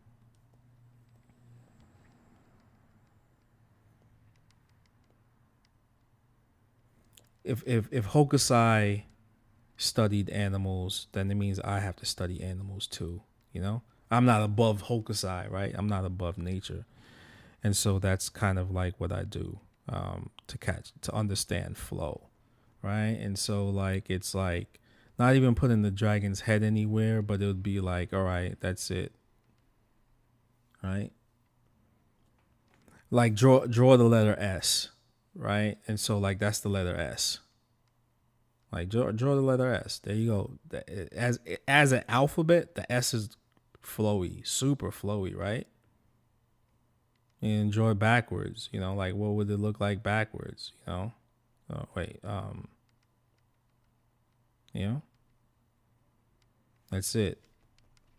And so that getting the dragon down, um, getting that flow down, like is just like it's maybe like the best way I can say is like sometimes the simplest answer is like right in front of our faces, right? And that's the letter or the alphabet. I did that. I remember coming up with that like during like when I was drawing the 100 dragons, right? I did that when I did the 100 dragons, right? Or even before that. It was when I was in New York, living in New York, and I was like thinking about the alphabets and stuff like that. And I remember at the San Diego conventions, like when I first said that, like it's basically like I just took the alphabets and I just turned each letter into a dragon. But I'm not trying to draw it as tight as each alphabet is. I'm drawing the loosest rendition of an alphabet, right? Like the A, like not like the pointy A, but the round cursive A, like this A, right? That's a dragon, right? Because then you can say like this is the head of the like All right, this is one form of drawing the letter A, right? All right, so then that's the dragon's body, right? Right, and now you're just gonna add the arms, right? If you wanted to, and then you go from there, right? What does B look like? You know, B is gonna have that. You know, B's like, you know, like right? That's the letter B, right? Right, and that's a dragon. You know, so that's the head, and then you're, and that's it. And then what's C? Oh, C is like the super easiest one, or you can just go like that. You know, like so, like you're just you're figuring out, you know, flow. So like letter manipulation is kind of like a good structure because those are structured letters in language, right? Even L or I is probably like, some people were like, well, what about I? And I was like, yeah, I is like super easy. It's your perspective on it, right? But I say, you know, if you want to really train yourself, draw like 100 S's and draw a dragon's body to it. Right now, that's the riddle in itself. It's a riddle to each one of those things. I'm not going to give that away because I'm just going to give the formula away, right? But all I'm just saying is just draw the letter S.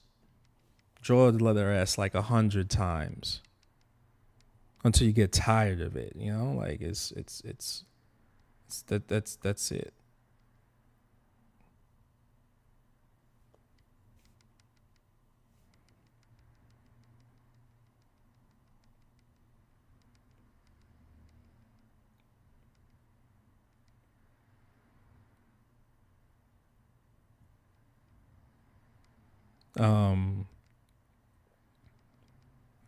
Yeah, draw the letter S. You know, draw the letter S.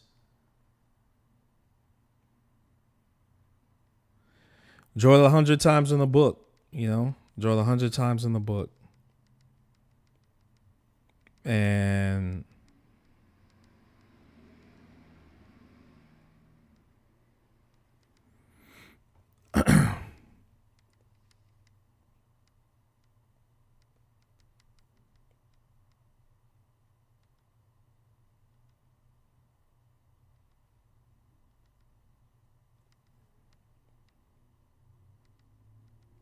I should have done all these tight right now, but nah, I'm loosening.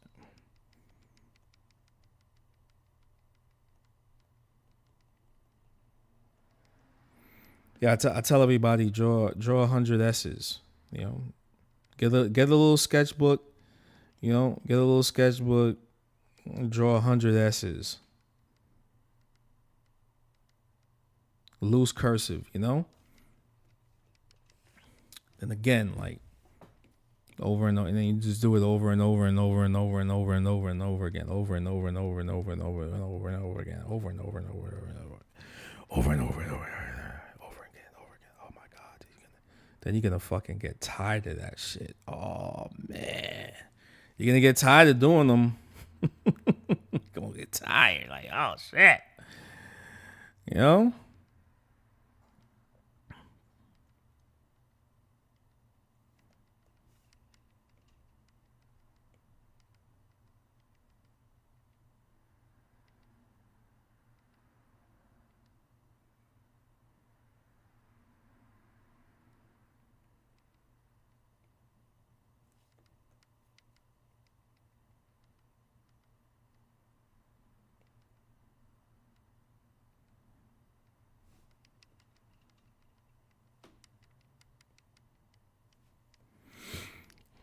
You get tired of that shit, man.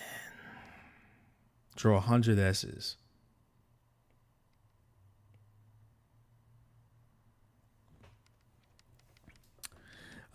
You mad scientist this shit, lol. 100. No problem, man. I got more gems, man. I'll tell you more gems, man. Drop a donation though. Drop a donation, like $100 right now. And I'll give you some good shit right now, man. $100 right real quick. Seriously. I've done it before.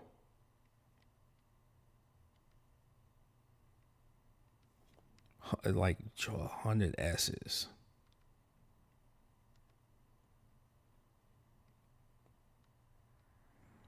Now I'm giving you the answer, but the answer is a riddle in itself. You gotta like understand understand the concept of what you're drawing, you know? It's an eye-opening experience because you're gonna look at nature a whole lot different. You know, like you're gonna look at nature, you're gonna look at art totally different, man. But it's just like it's there, it's in front of us all the time. You see it. You see it, you know?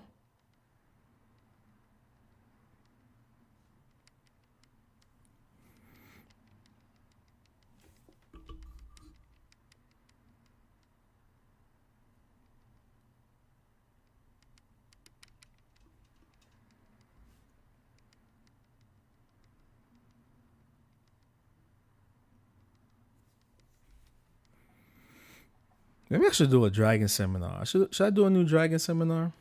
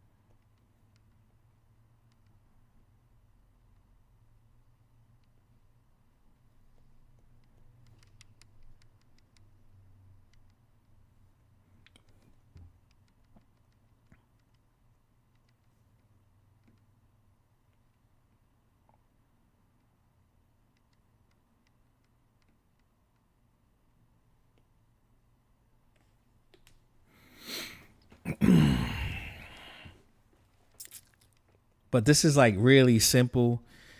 I think yeah, doing a real simple dragon like this is man, how long?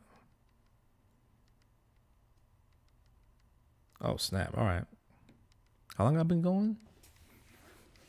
2 hours? Damn. I feel like I've been going at this longer.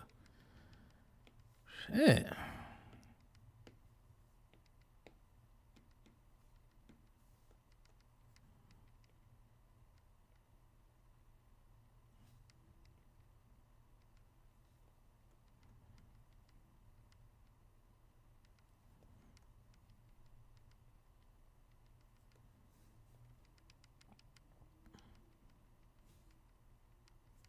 I swear I feel like I've been drawing for like 4 hours. I'm gonna be doing this until like late. I might do another stream. I'm gonna do another stream after this. I don't have to be home too late tonight. Excuse me.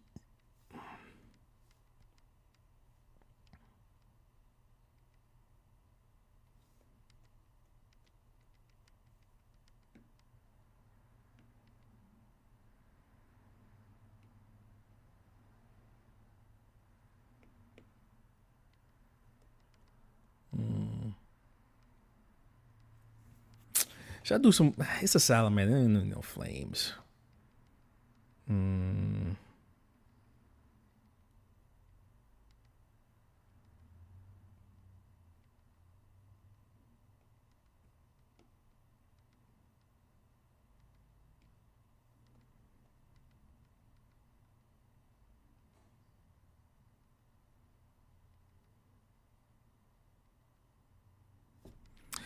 This has been one of the more by far one of the more fun ones to do. Make them just a little bit bigger, right? Fill out this. Let's fill out the side here, right?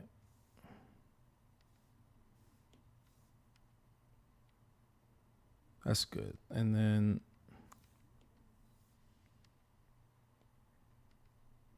a little choky a little bit, right? Yeah, let's go out. Let's go up to the top. Yeah, I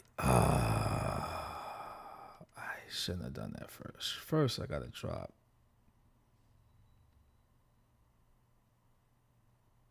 Wait.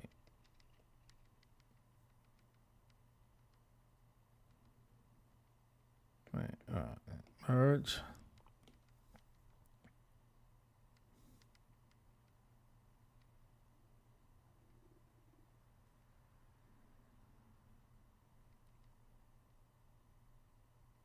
Go there.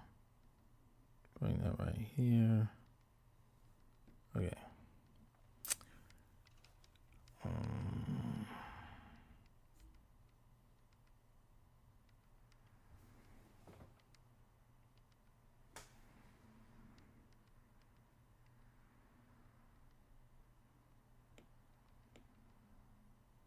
Works down. Okay, now. All right, now we can ink, yo. Now we can ink. I mean, because it's not really that much going on, right?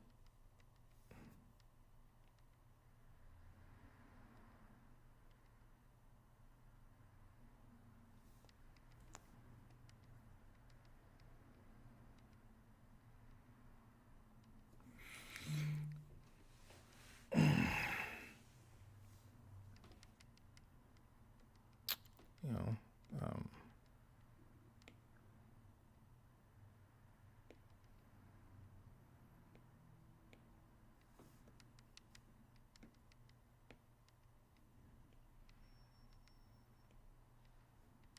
well, let's just take that out.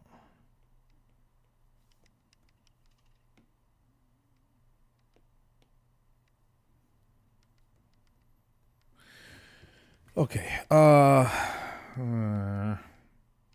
Let's take that out. I mean,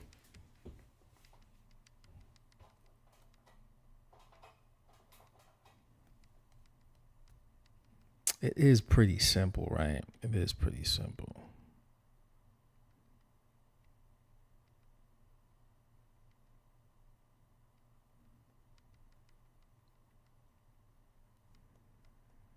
I mean, there'll be water. You add some water to it, make it look like it's underwater.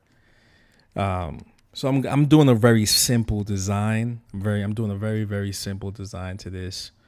It's a salamander, you know, salamander. Just skulls and waves and all this other shit. If you want to, that's not up to me to tell you how to do it.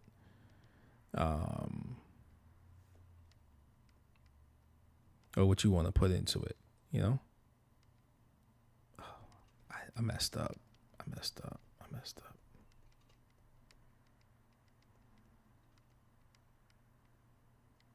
Let's bring this here. Let's bring that back.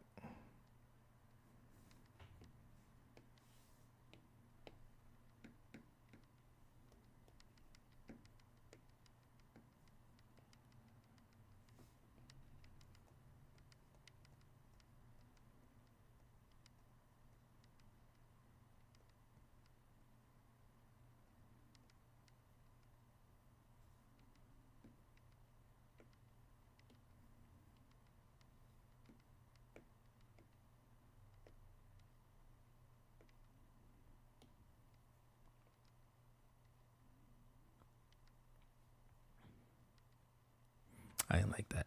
I ain't like that question about the. You know what I mean?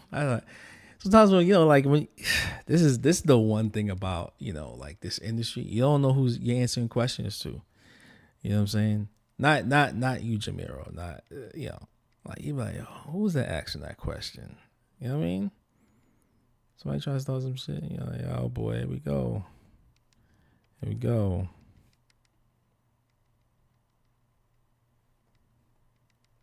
I mean,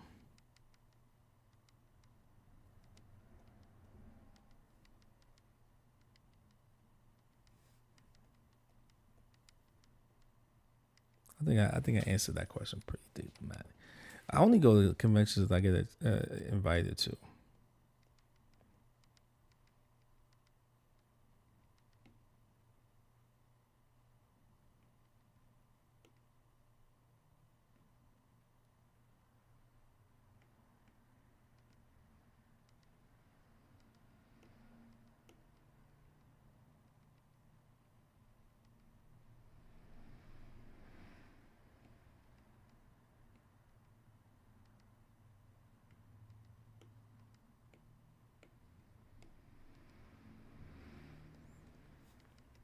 Oh, I know what to do.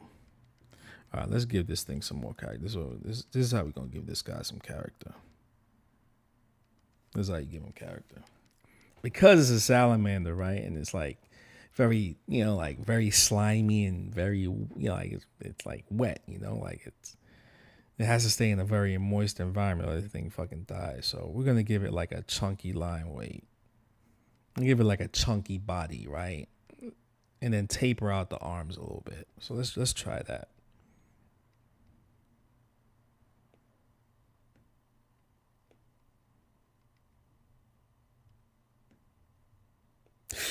Ooh, I know what to do. All right, hold up 1 second. Give me. Whelan, come again. I need this guy right here. Where you at?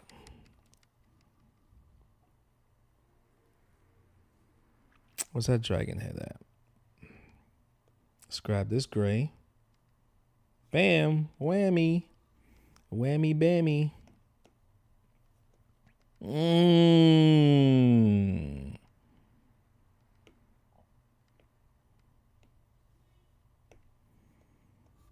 There we go.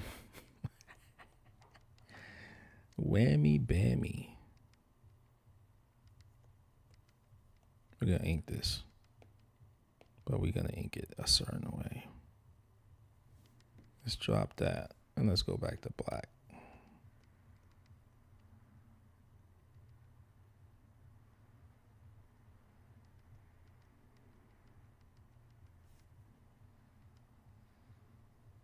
No.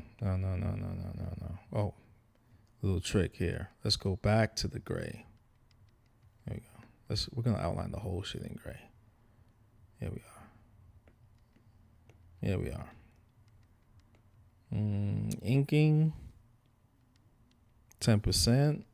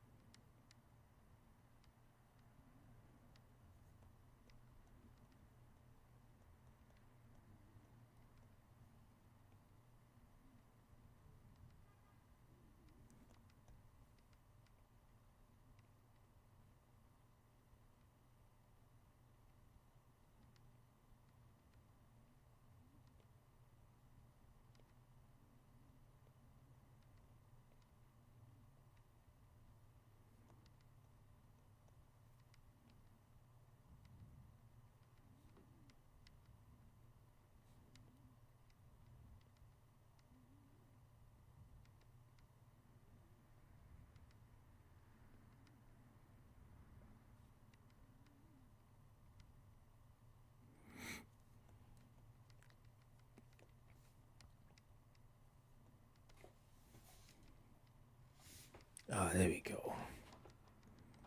Let's just do them all gray, right? Let's just do them all gray.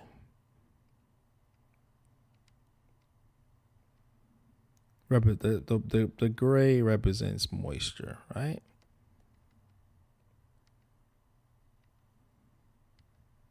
How about that? Yeah. Yeah. Get a little sleekness to him, you know what I mean? Like, yo, what's he doing? This thing looks wet. Because if I gave him the same old, like, let's give him like little teeth. Teethuses. Right? Let's give him little teeth. I mean, he's a salamander dragon, but he ain't that. You know. I mean, yeah, let's give him all that. Yeah. Yeah. That's exactly as creepy old. Yeah, hello. What are you doing down here in the depths? Hi. You look scrumptious. Huh? What are you doing down here? Right? Oh my God. Can you imagine something like this coming out of the water? Oh man. Can you imagine something like this coming out of the water? You're like, all right, now here goes a different type of line weight. You just want to like, just keep it simple, man. Hi, how you doing? You know?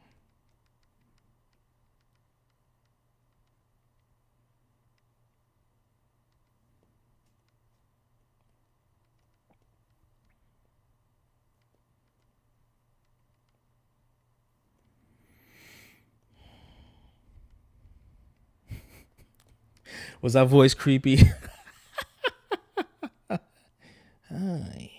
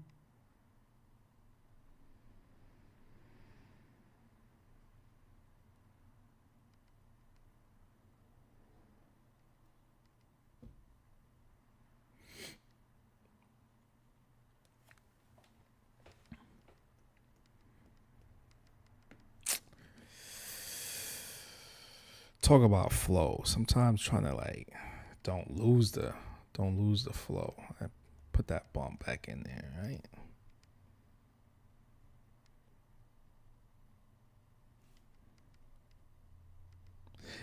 You know, remember the old animated Jungle Book? The way they drew the snake, you know, that's a prime example of like, that's the stuff I also study too. Like, what did like animators do in Disney from back in the day? You know, because they solve a lot of the problems that like that might you're gonna think about. You know, when it comes to design and like what works. You know, and so like that's kind of what I also do too. I kind of study like what those previous artists have done, you know, and then take from them very tastefully, because it's not a lot. Like, you know,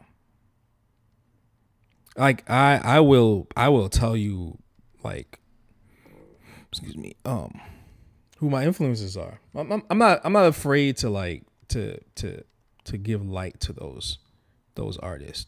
You know, that's one thing you're gonna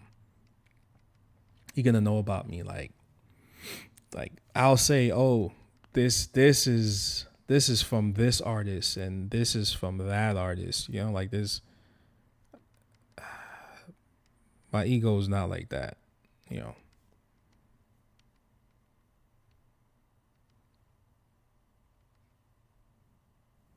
But a lot of my stuff,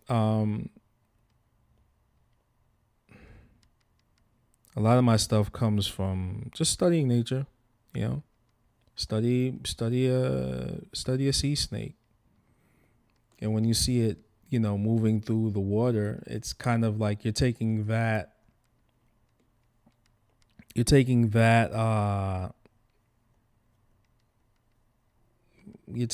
motion and amplifying it, right? That's really it. I mean, there's other artists that have like a different approach, but like that's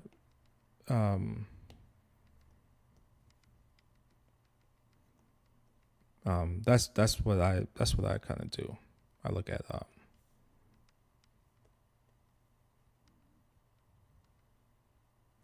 I'm looking at like how like it's natural for certain animals to move, so I can kind of like replicate that in it, and then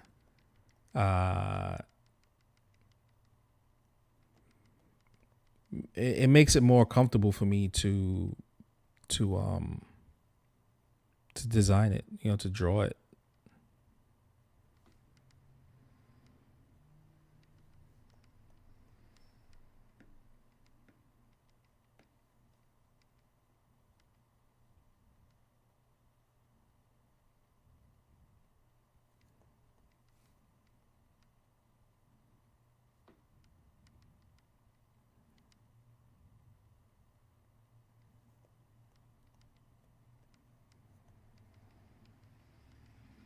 You know, I remember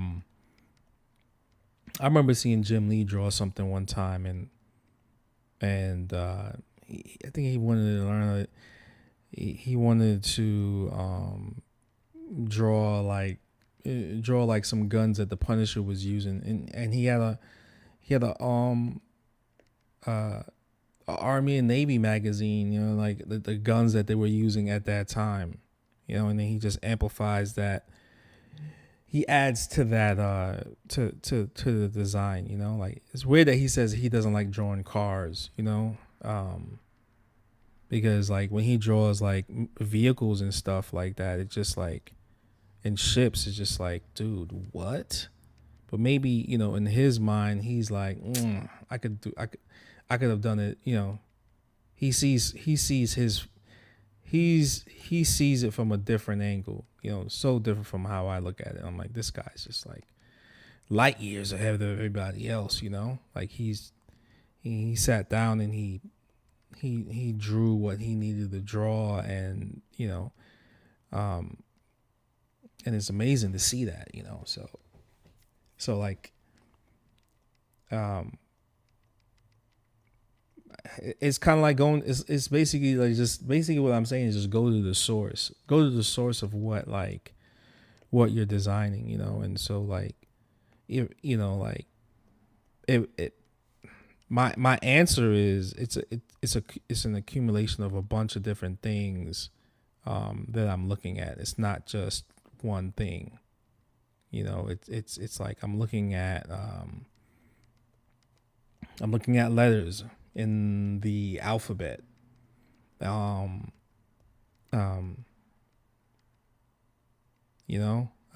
looking at alphabets in the alphabet. And I'm actually looking at nature. And nature is the concept of what does a sea snake look like, and what does a sidewinder look like when it moves? What does a tree snake look like when it moves? Like it's all these different things.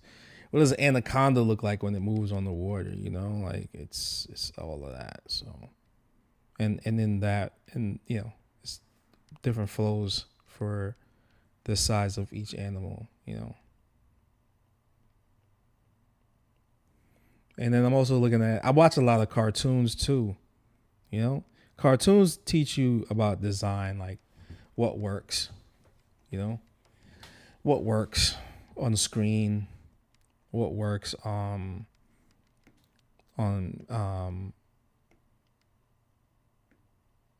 what works.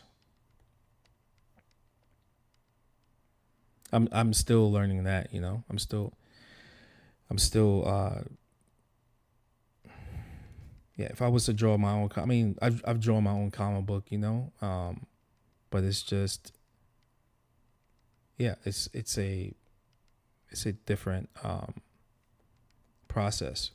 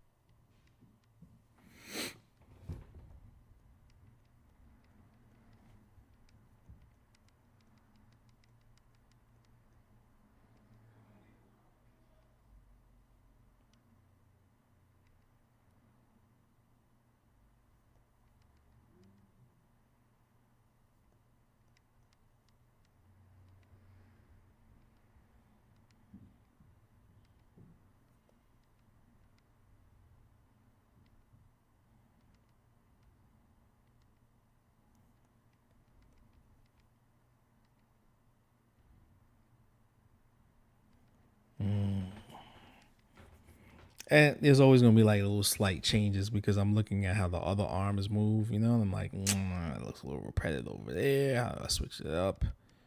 You know.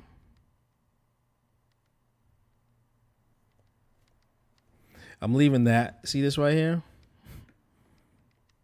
That's for the OCD people.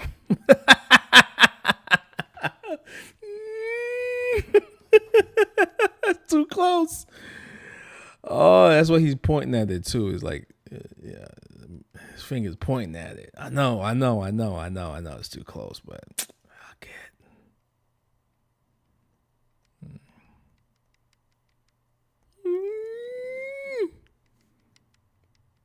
I didn't know that there's like some people that got like OCD habits like that, you know? Don't tell me about that shit, man. I start doing shit. What the fuck with you? Oh man. Like I didn't know that there's some people that don't like the toilet there's like I didn't know this was an OCD habit where the toilet paper can't be under, it has to be over. That's OCD, man. It shouldn't matter. Your mind shouldn't matter about it. But there's some people that don't like it. They're like, ugh, gotta be over. Can't be under. And there's people like me that capitalize on that shit. Oh my God. So you know what I did? So in the bathroom of my studio, there's two toilet paper holders, right? So I purposely do an over and I do an under. And guess what? The overs win. A lot of people like over than under.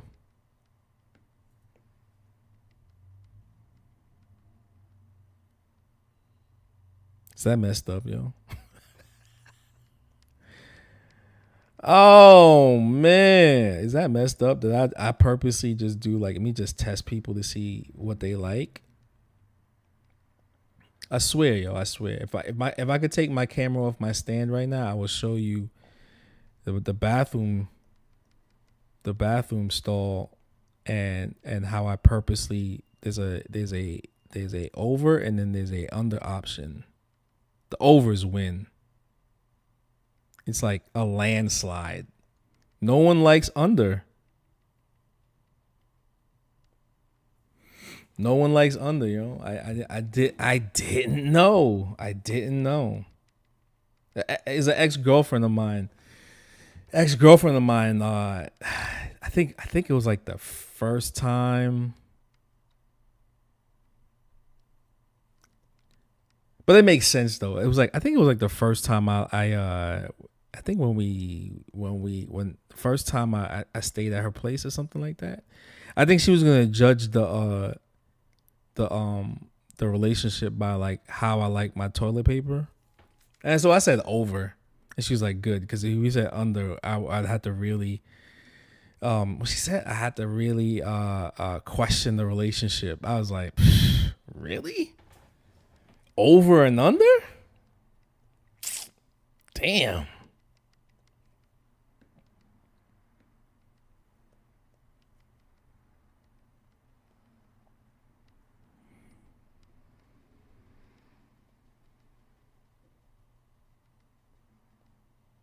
If she watches it, she gonna she know I'm talking about her.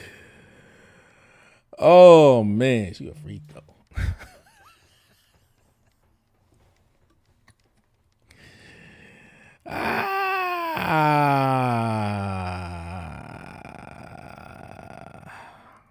She don't watch my shit. You crazy, man. You was crazy.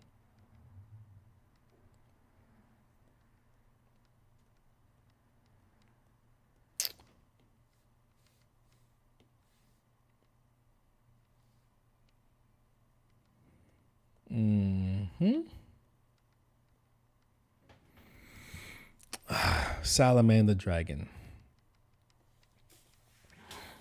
Now, folks, the way I'm drawing this, I know I could put all this extra stuff in the background, but I'm not going to do that. You know, I'm not going to do that. That's for you to do it. I could easily do backgrounds, but you could do it. You know, you can do it. I know you can, you know. These dragons are just for more OCD lines. I'm going to put a disclaimer in the book. I'm going to be like, if you have OCD tendencies, then there's some parts of, there are going to be some lines that are close together.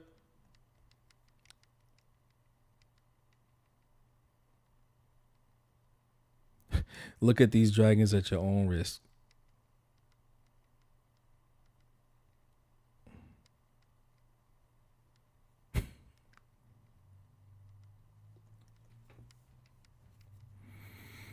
You know, like,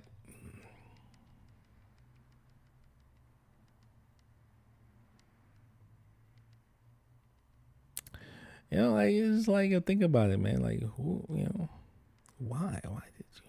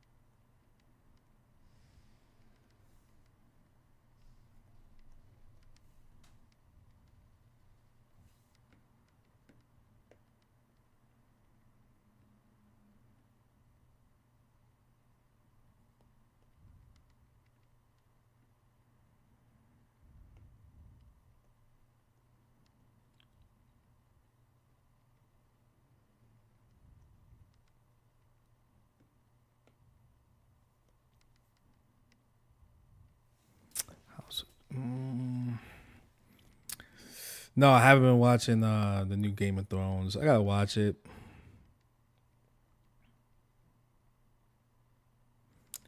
I don't know. I don't know. I haven't. I don't know. I don't know if I'm Game of Thrones out. I don't know. I don't know what it is. Maybe I'm just Game of Thrones out.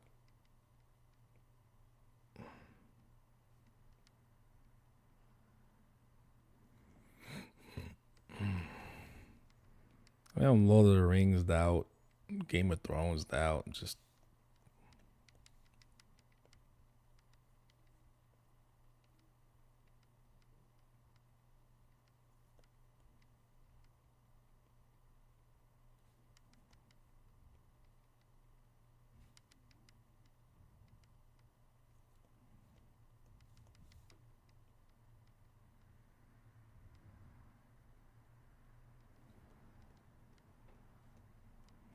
I know the new Lord of the Rings prequels coming out. That's coming on Amazon, which is good. I liked it.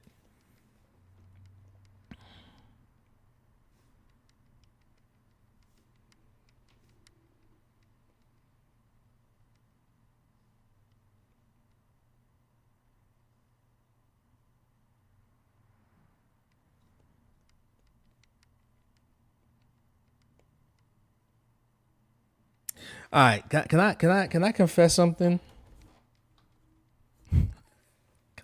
Can I confess something? Yo, don't judge me. All right, you can judge me. I don't want to see no black people in Lord of the Rings. I don't want to see nobody. Just keep them all white. Oh man. Oh. Yeah, I'm gonna live on it. I'm gonna live on that. I just don't want to see no black people in any fantasy, northern fantasy. I don't. I'm sorry. That's it. It's me. I don't know, man. Maybe that's it. Maybe that's it, man. Maybe I just want to.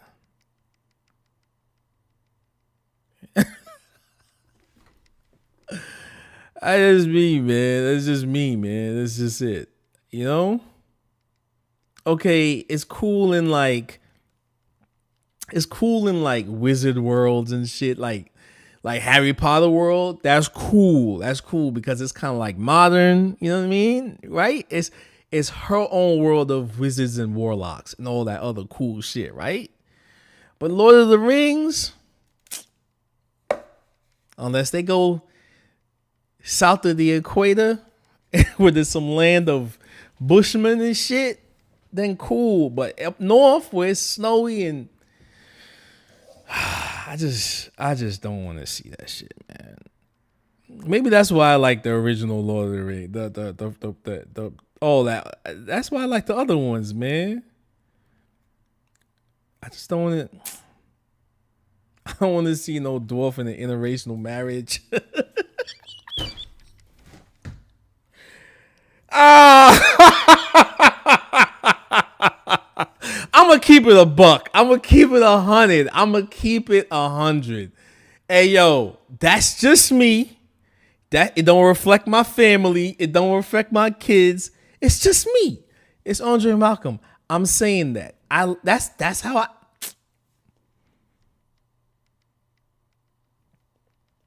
That's just me, man. It's just me. It's just me, man. It's just me. It's just me. It's just, you know.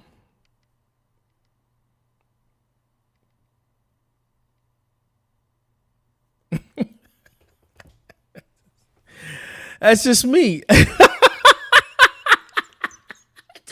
It's just me. I'm just saying it. It don't reflect no one else in my family. It don't. I'm just me, man. I don't want to see. I just didn't want to see that. I just keep it all white. Keep it all white. It's that I like all white shit. I like that shit sometimes, B. I do. I respect talking. I do, man. I do.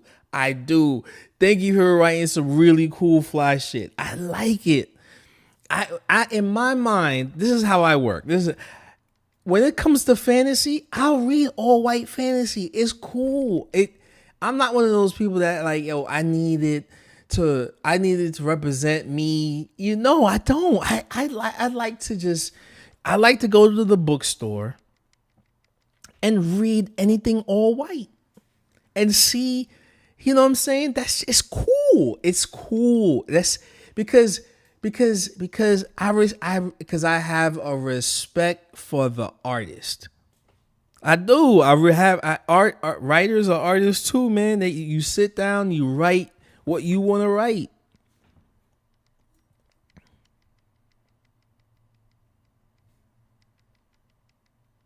You know what I'm saying? That's just me, man.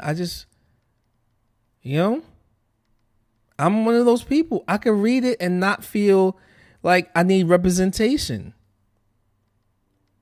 I've never been one of those people that said I need representation. You never see me write anything about representation. You know what I write about? I write about keep it cool. I write about like be nice.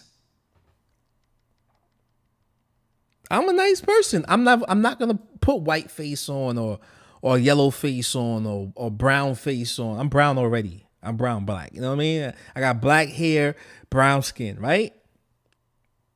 You know what I'm saying? I like the concept of fairness. You know what I'm saying?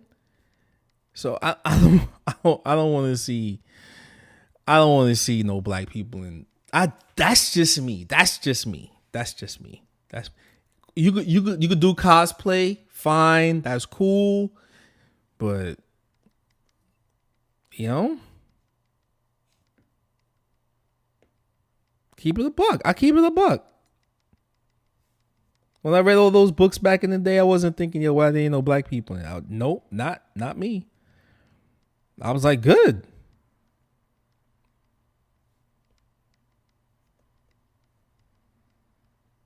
I'm not a panda bear, yo. You know what I'm saying? Maybe because I'm just an artist, you know? Maybe I'm an artist and I say to myself, if I was to write something, right? Right? And it might have like, and it's gonna have like all black people in it, right? Yo, respect what I write. Respect what I write. It's not that I'm racist. It's not that I'm like, no, I grew up in part of my life, the first 5-something years of my life, I was just around black folk. You know what I mean? I was just around black folk. I'm from this all black island. You know what I mean? And maybe those are, you know, and so I can respect that. You know, I respect our artist situation. You know, and if you got a problem, you know, just write your own shit. Go out and do it yourself, man. Write it, and write it. Write your own. Write your own. I don't want, you know what I mean?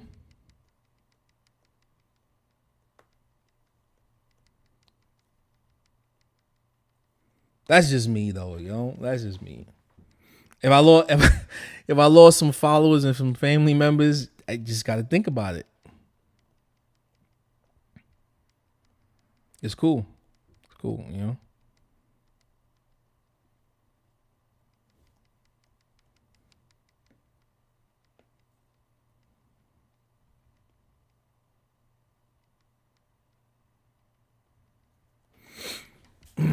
That's just me. Jamil, yo. Am I wrong, Jamil? Am I wrong for saying it? Am I wrong? Am I wrong? Come on. You hit me with the, yeah, you wrong for saying it. And I'll be like, let's discuss it. But other than that, I'm just like, yo, you know, like,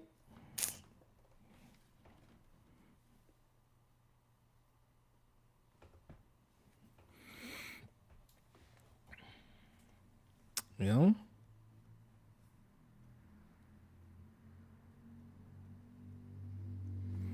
I got to change the teeth back. The teeth ain't gray.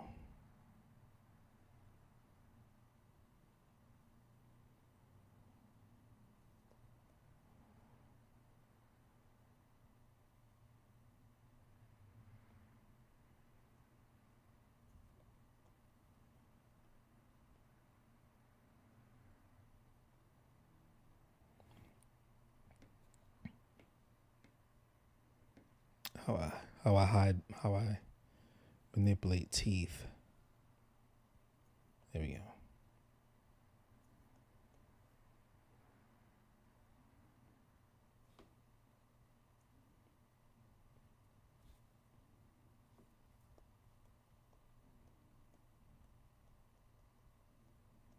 Oh, so I kept it a buck, yo. I kept it a buck.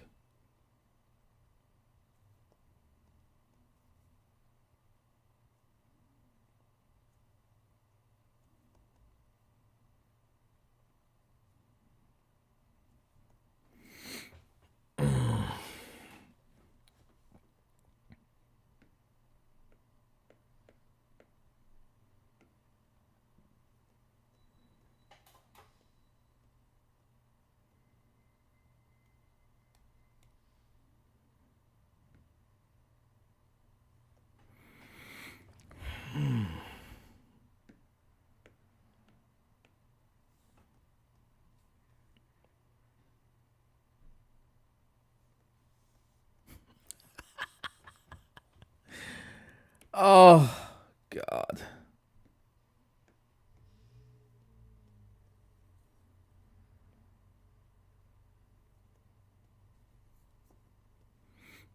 Yeah, somebody go, he's being a coon. Nah, I'm not being a coon, man. I'm saying, man. It's just, you know.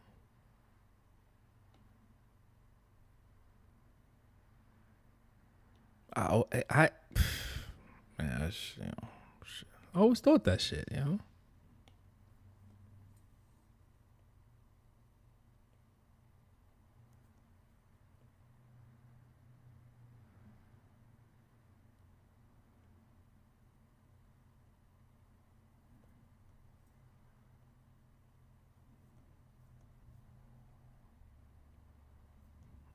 it's kind of it's kind of like it's kind of like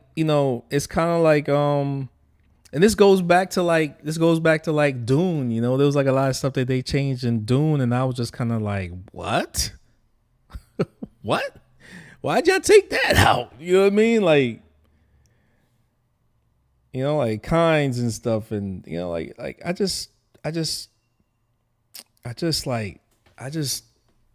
don't know, man. Uh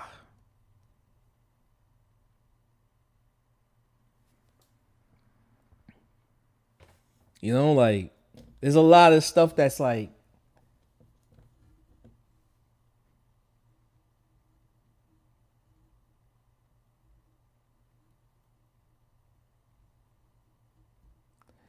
and and I've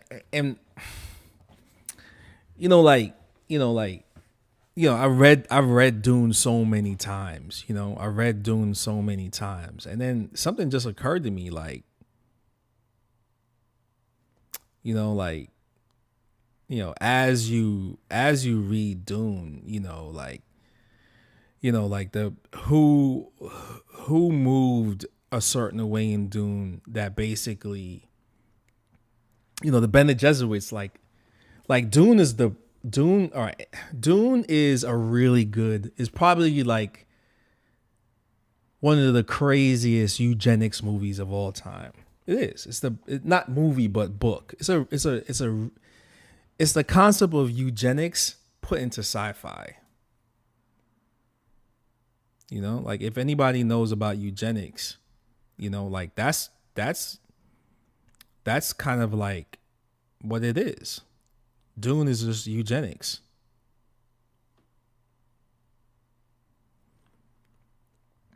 You know what I mean? Dune is like what happens when you take eugenics and religion and you push it together, right? And like it's like what I said about, like, if you like is why I said about, like, I'm not a race trader, right? I don't believe in killing human beings, right? Because there's a greater threat that's out there. You know what I'm saying? There's a greater threat. And so, like, our minds, we have to kind of like evolve in the way that we think.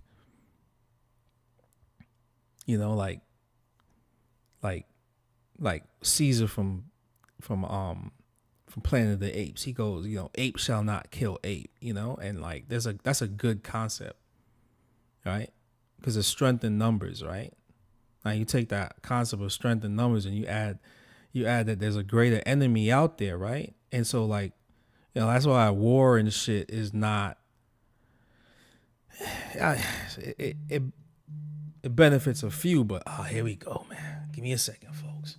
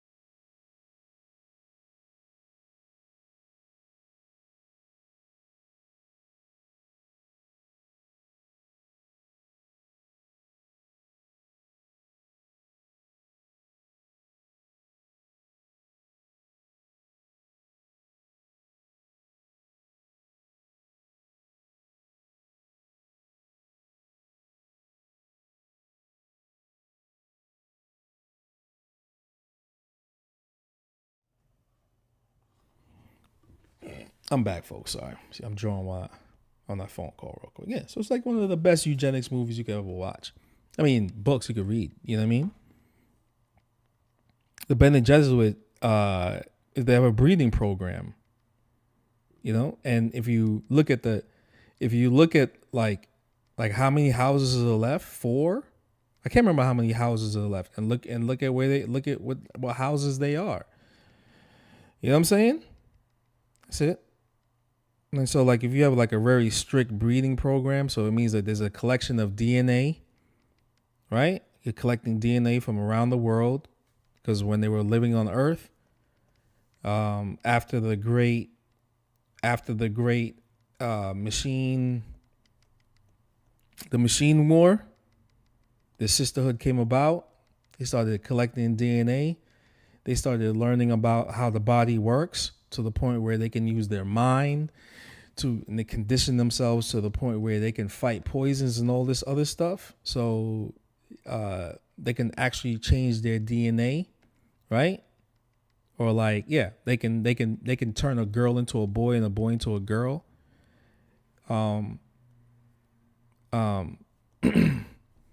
They can actually like make themselves pregnant. Like they can force the sperm to get into the egg.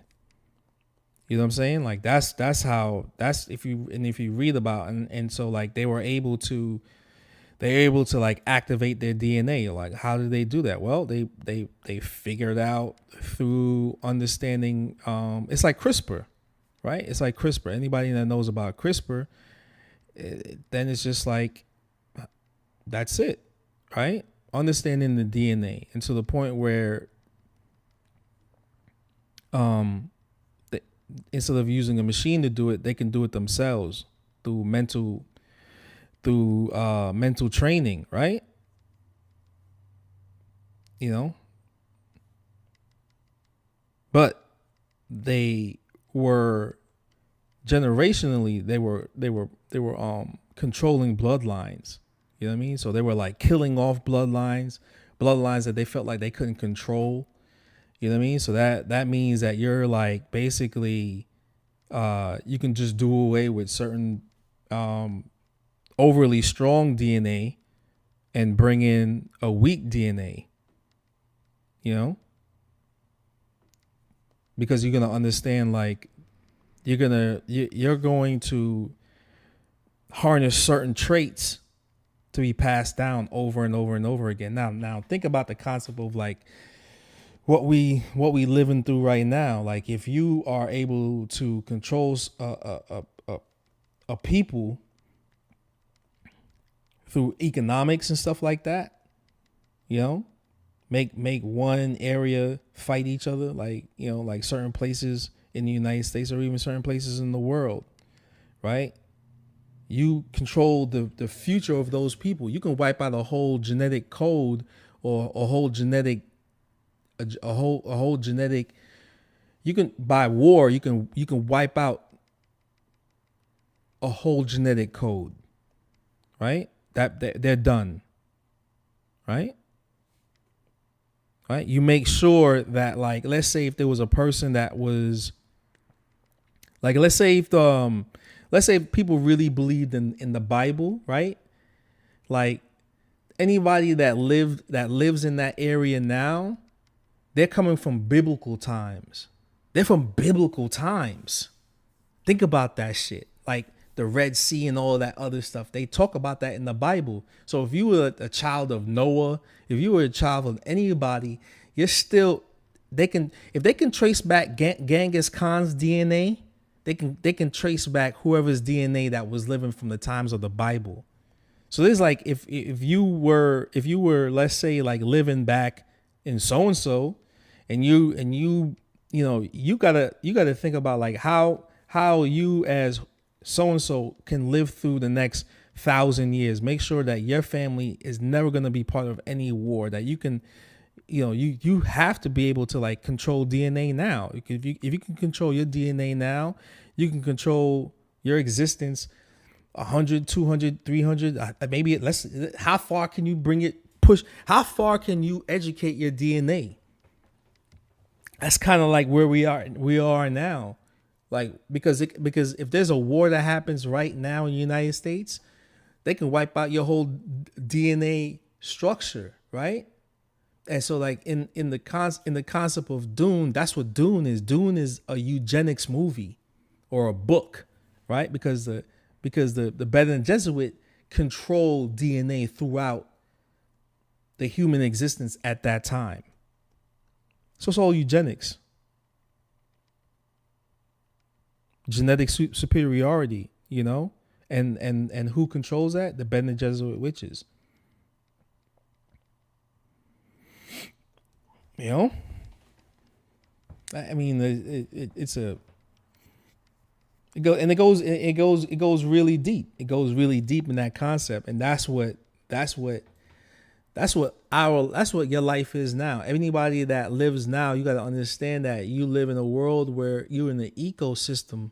You're in the ecosystem, and how far can your DNA go? So the more kids you have, like go watch that documentary on Netflix right now. The Man with 1,000 Kids. That shit is crazy. I got 1,000 kids. Because maybe he understands the concept of the world that we live in is that you have to make sure that you have your DNA scattered throughout the whole world. You know, it's kind of creepy. But now you have to like make sure that there's your DNA is not part of any kind of war, right? You know, how far, you know, but then there's hard times coming because guess what? Because it's like robots are going to be replacing a lot of human beings. You know what I mean? And there's going to be people that are going to be fighting for resources. So how far can your DNA go? And this happens every 100, 200 years.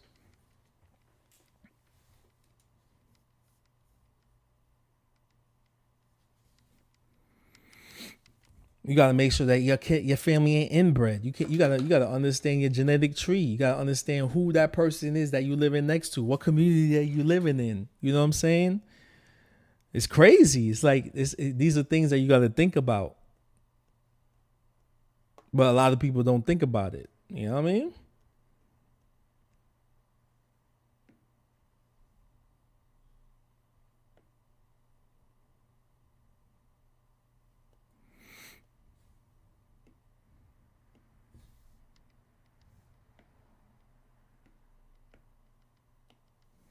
Well, maybe you're not trained to think like that, but like, yeah, that book Dune is probably one of the best books you can read that will put you in a place of a deeper understanding of what you're a part of, you know?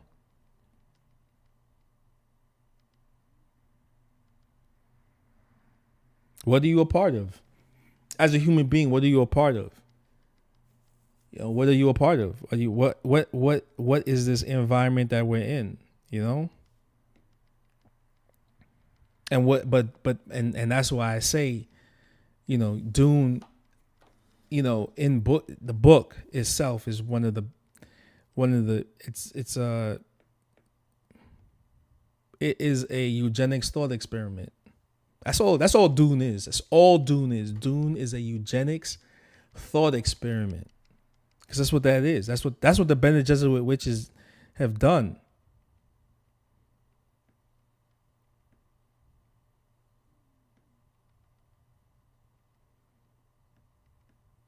That's why they move in secrecy, you know?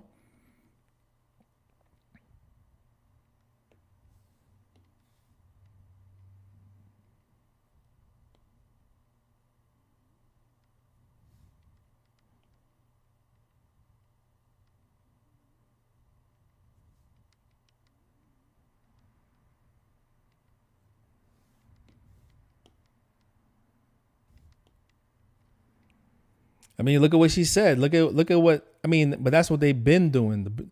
You know, that's what they've been doing.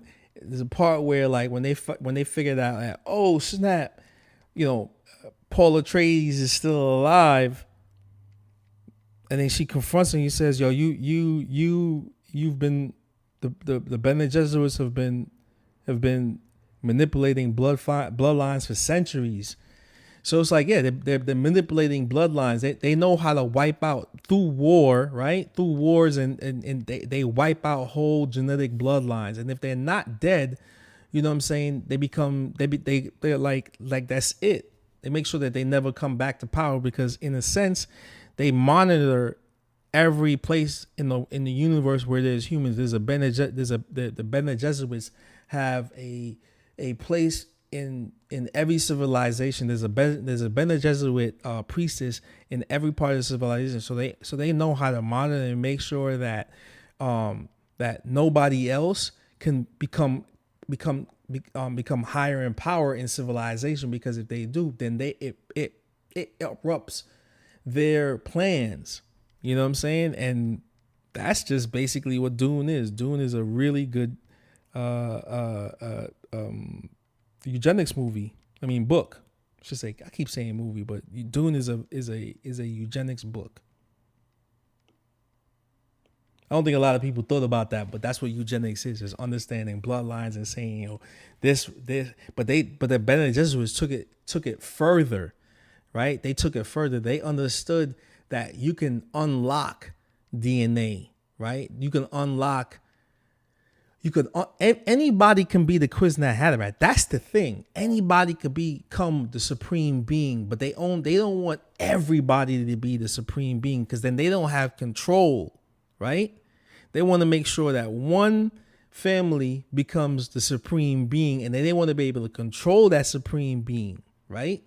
Because genetically, it's like a woman, they know that a woman can't be the supreme being. They know it has to go through as a man because of whatever strength and all this other shit, right? That's basically it. So they want to control. They know that through whatever. That's why, like, so and so was they had him as a prospect. They killed the Atreides line, and they went with the Barons line, and the Barons line was going to be the easier one to control, because they were more war. They love sex. They love all this other stuff. They're not really thinkers of the sense of like how powerful the mind is, not just through war, but through the concept of your brain. They strategically, they're good at war and all this other stuff, but they didn't see the grand concept of the universe. The Bene Gesserits can see the universe. They can see their past, present, and their future, right? But they didn't want a man to have that power, right? They didn't want the man to have that power. And then since the Atreides line is the most noble at that time, that's why Sister Jessica wanted her son to become the Kwisatz Haderach, and then went against what it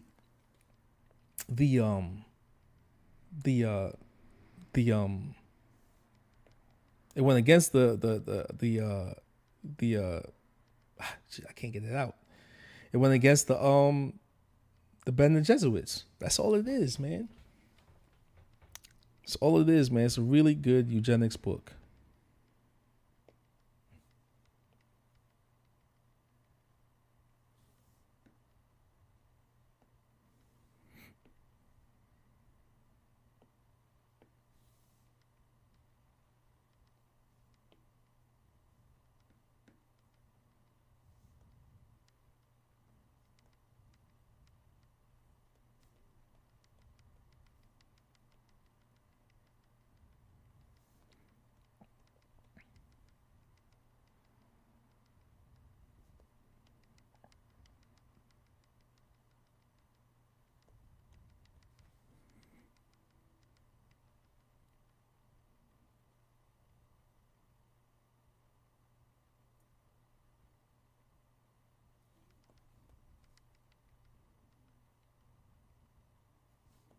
Am I is that too much? Was that too much? Was that too much? Was that too much? Oh man, I think that might have been too much for some people. They were like, no. Yeah, well, you gotta read the book, man. Read the book, and then look up eugenics and look at how eugenics work, and you look at how religion works, and look at how like genetic, whatever works. It's crazy. It's crazy, man. It's crazy. Hey, look, I didn't read it, and time reveals all. You know what I mean? Time. You know what I mean? Time will show you. That's what I said, folks. You learn how to draw dragons, but man, it's gonna open up your brain, man. It's gonna open something up. It's gonna open something up, and it's gonna be scary. What is a dragon? Oh, a dragon is a magical creature. You know, it's an eye opener. You know. I'm sorry, I read it a lot.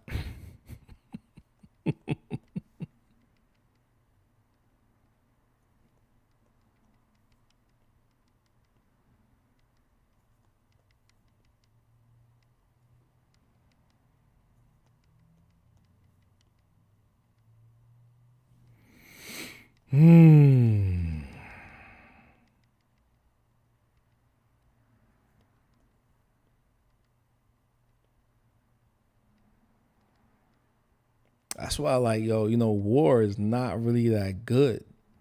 Especially war over a desert isn't that good, man. It's not. War, I mean, because you're feeding something. Like, humanity got to understand that you're part of an ecosystem, right? And when you start feeding certain organisms that like death, that like death and decaying um, um, um, objects, you feed it. You're feeding something. And if anybody knows what I'm talking about, write in the comment section when you come across this. You're feeding something, and it's in the ground, and you'll understand that, like, if it gets too much of what it really likes, it will start to manipulate the surface to make sure that it gets more. You know what I mean? Because you're part of an ecosystem. You're part of an ecosystem. Even though when you burn the body, guess what? You're still putting that decaying matter into the air, and it's something that, like, humanity just doesn't understand. You don't like it's not what you really what we're a part of is something bigger, is something older, and we don't really understand it. You know what I mean? Because we don't see it. We don't study it long enough. We see it. We see part of it, but when we see part of it is only the end result of it. But there's something that's been there for a very long time, and it's feeding off of what humans do, and man, it's bad, yo. It's bad. All right, so finishing this up. Bang bang. And this goes into Dune. You know what I mean? It goes into Dune. It's part of it. It's part of that whole. It's part of that whole genetic superiority that I talk about. I just said. But I think it's too late now.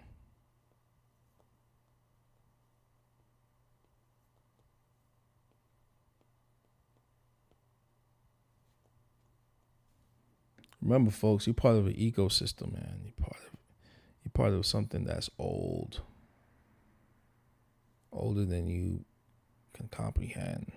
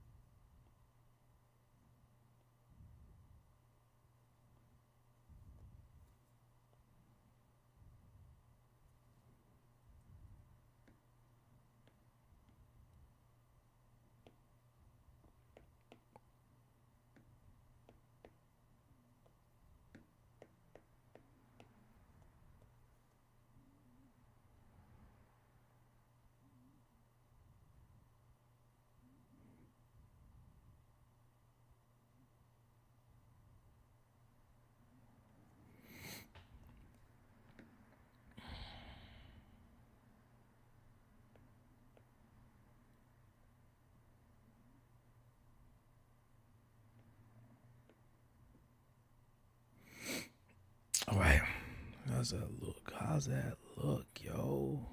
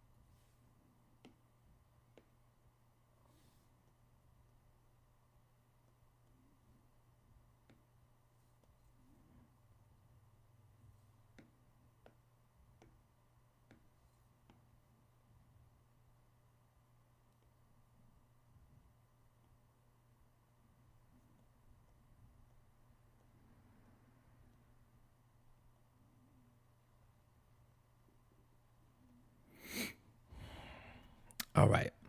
There we go, folks. I'm all done. Dragon number 68. Salamander style dragon. You know? Well, let me print this out real quick. Oh, wait. 1 second. 1 second, folks.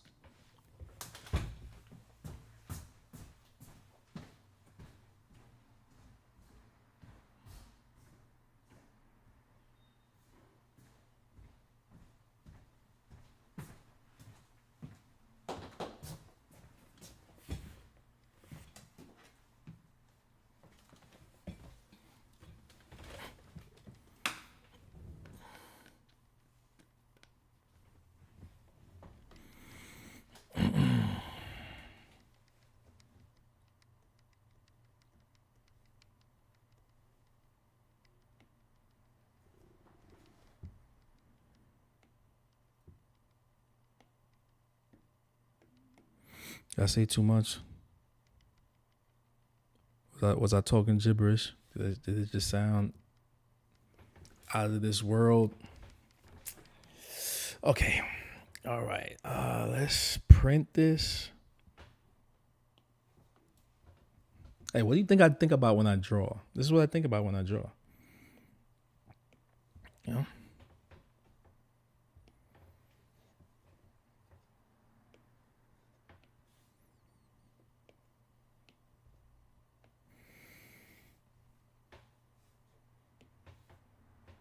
All right, folks. Thank you so much. Y'all take care. Y'all be great. See y'all tomorrow.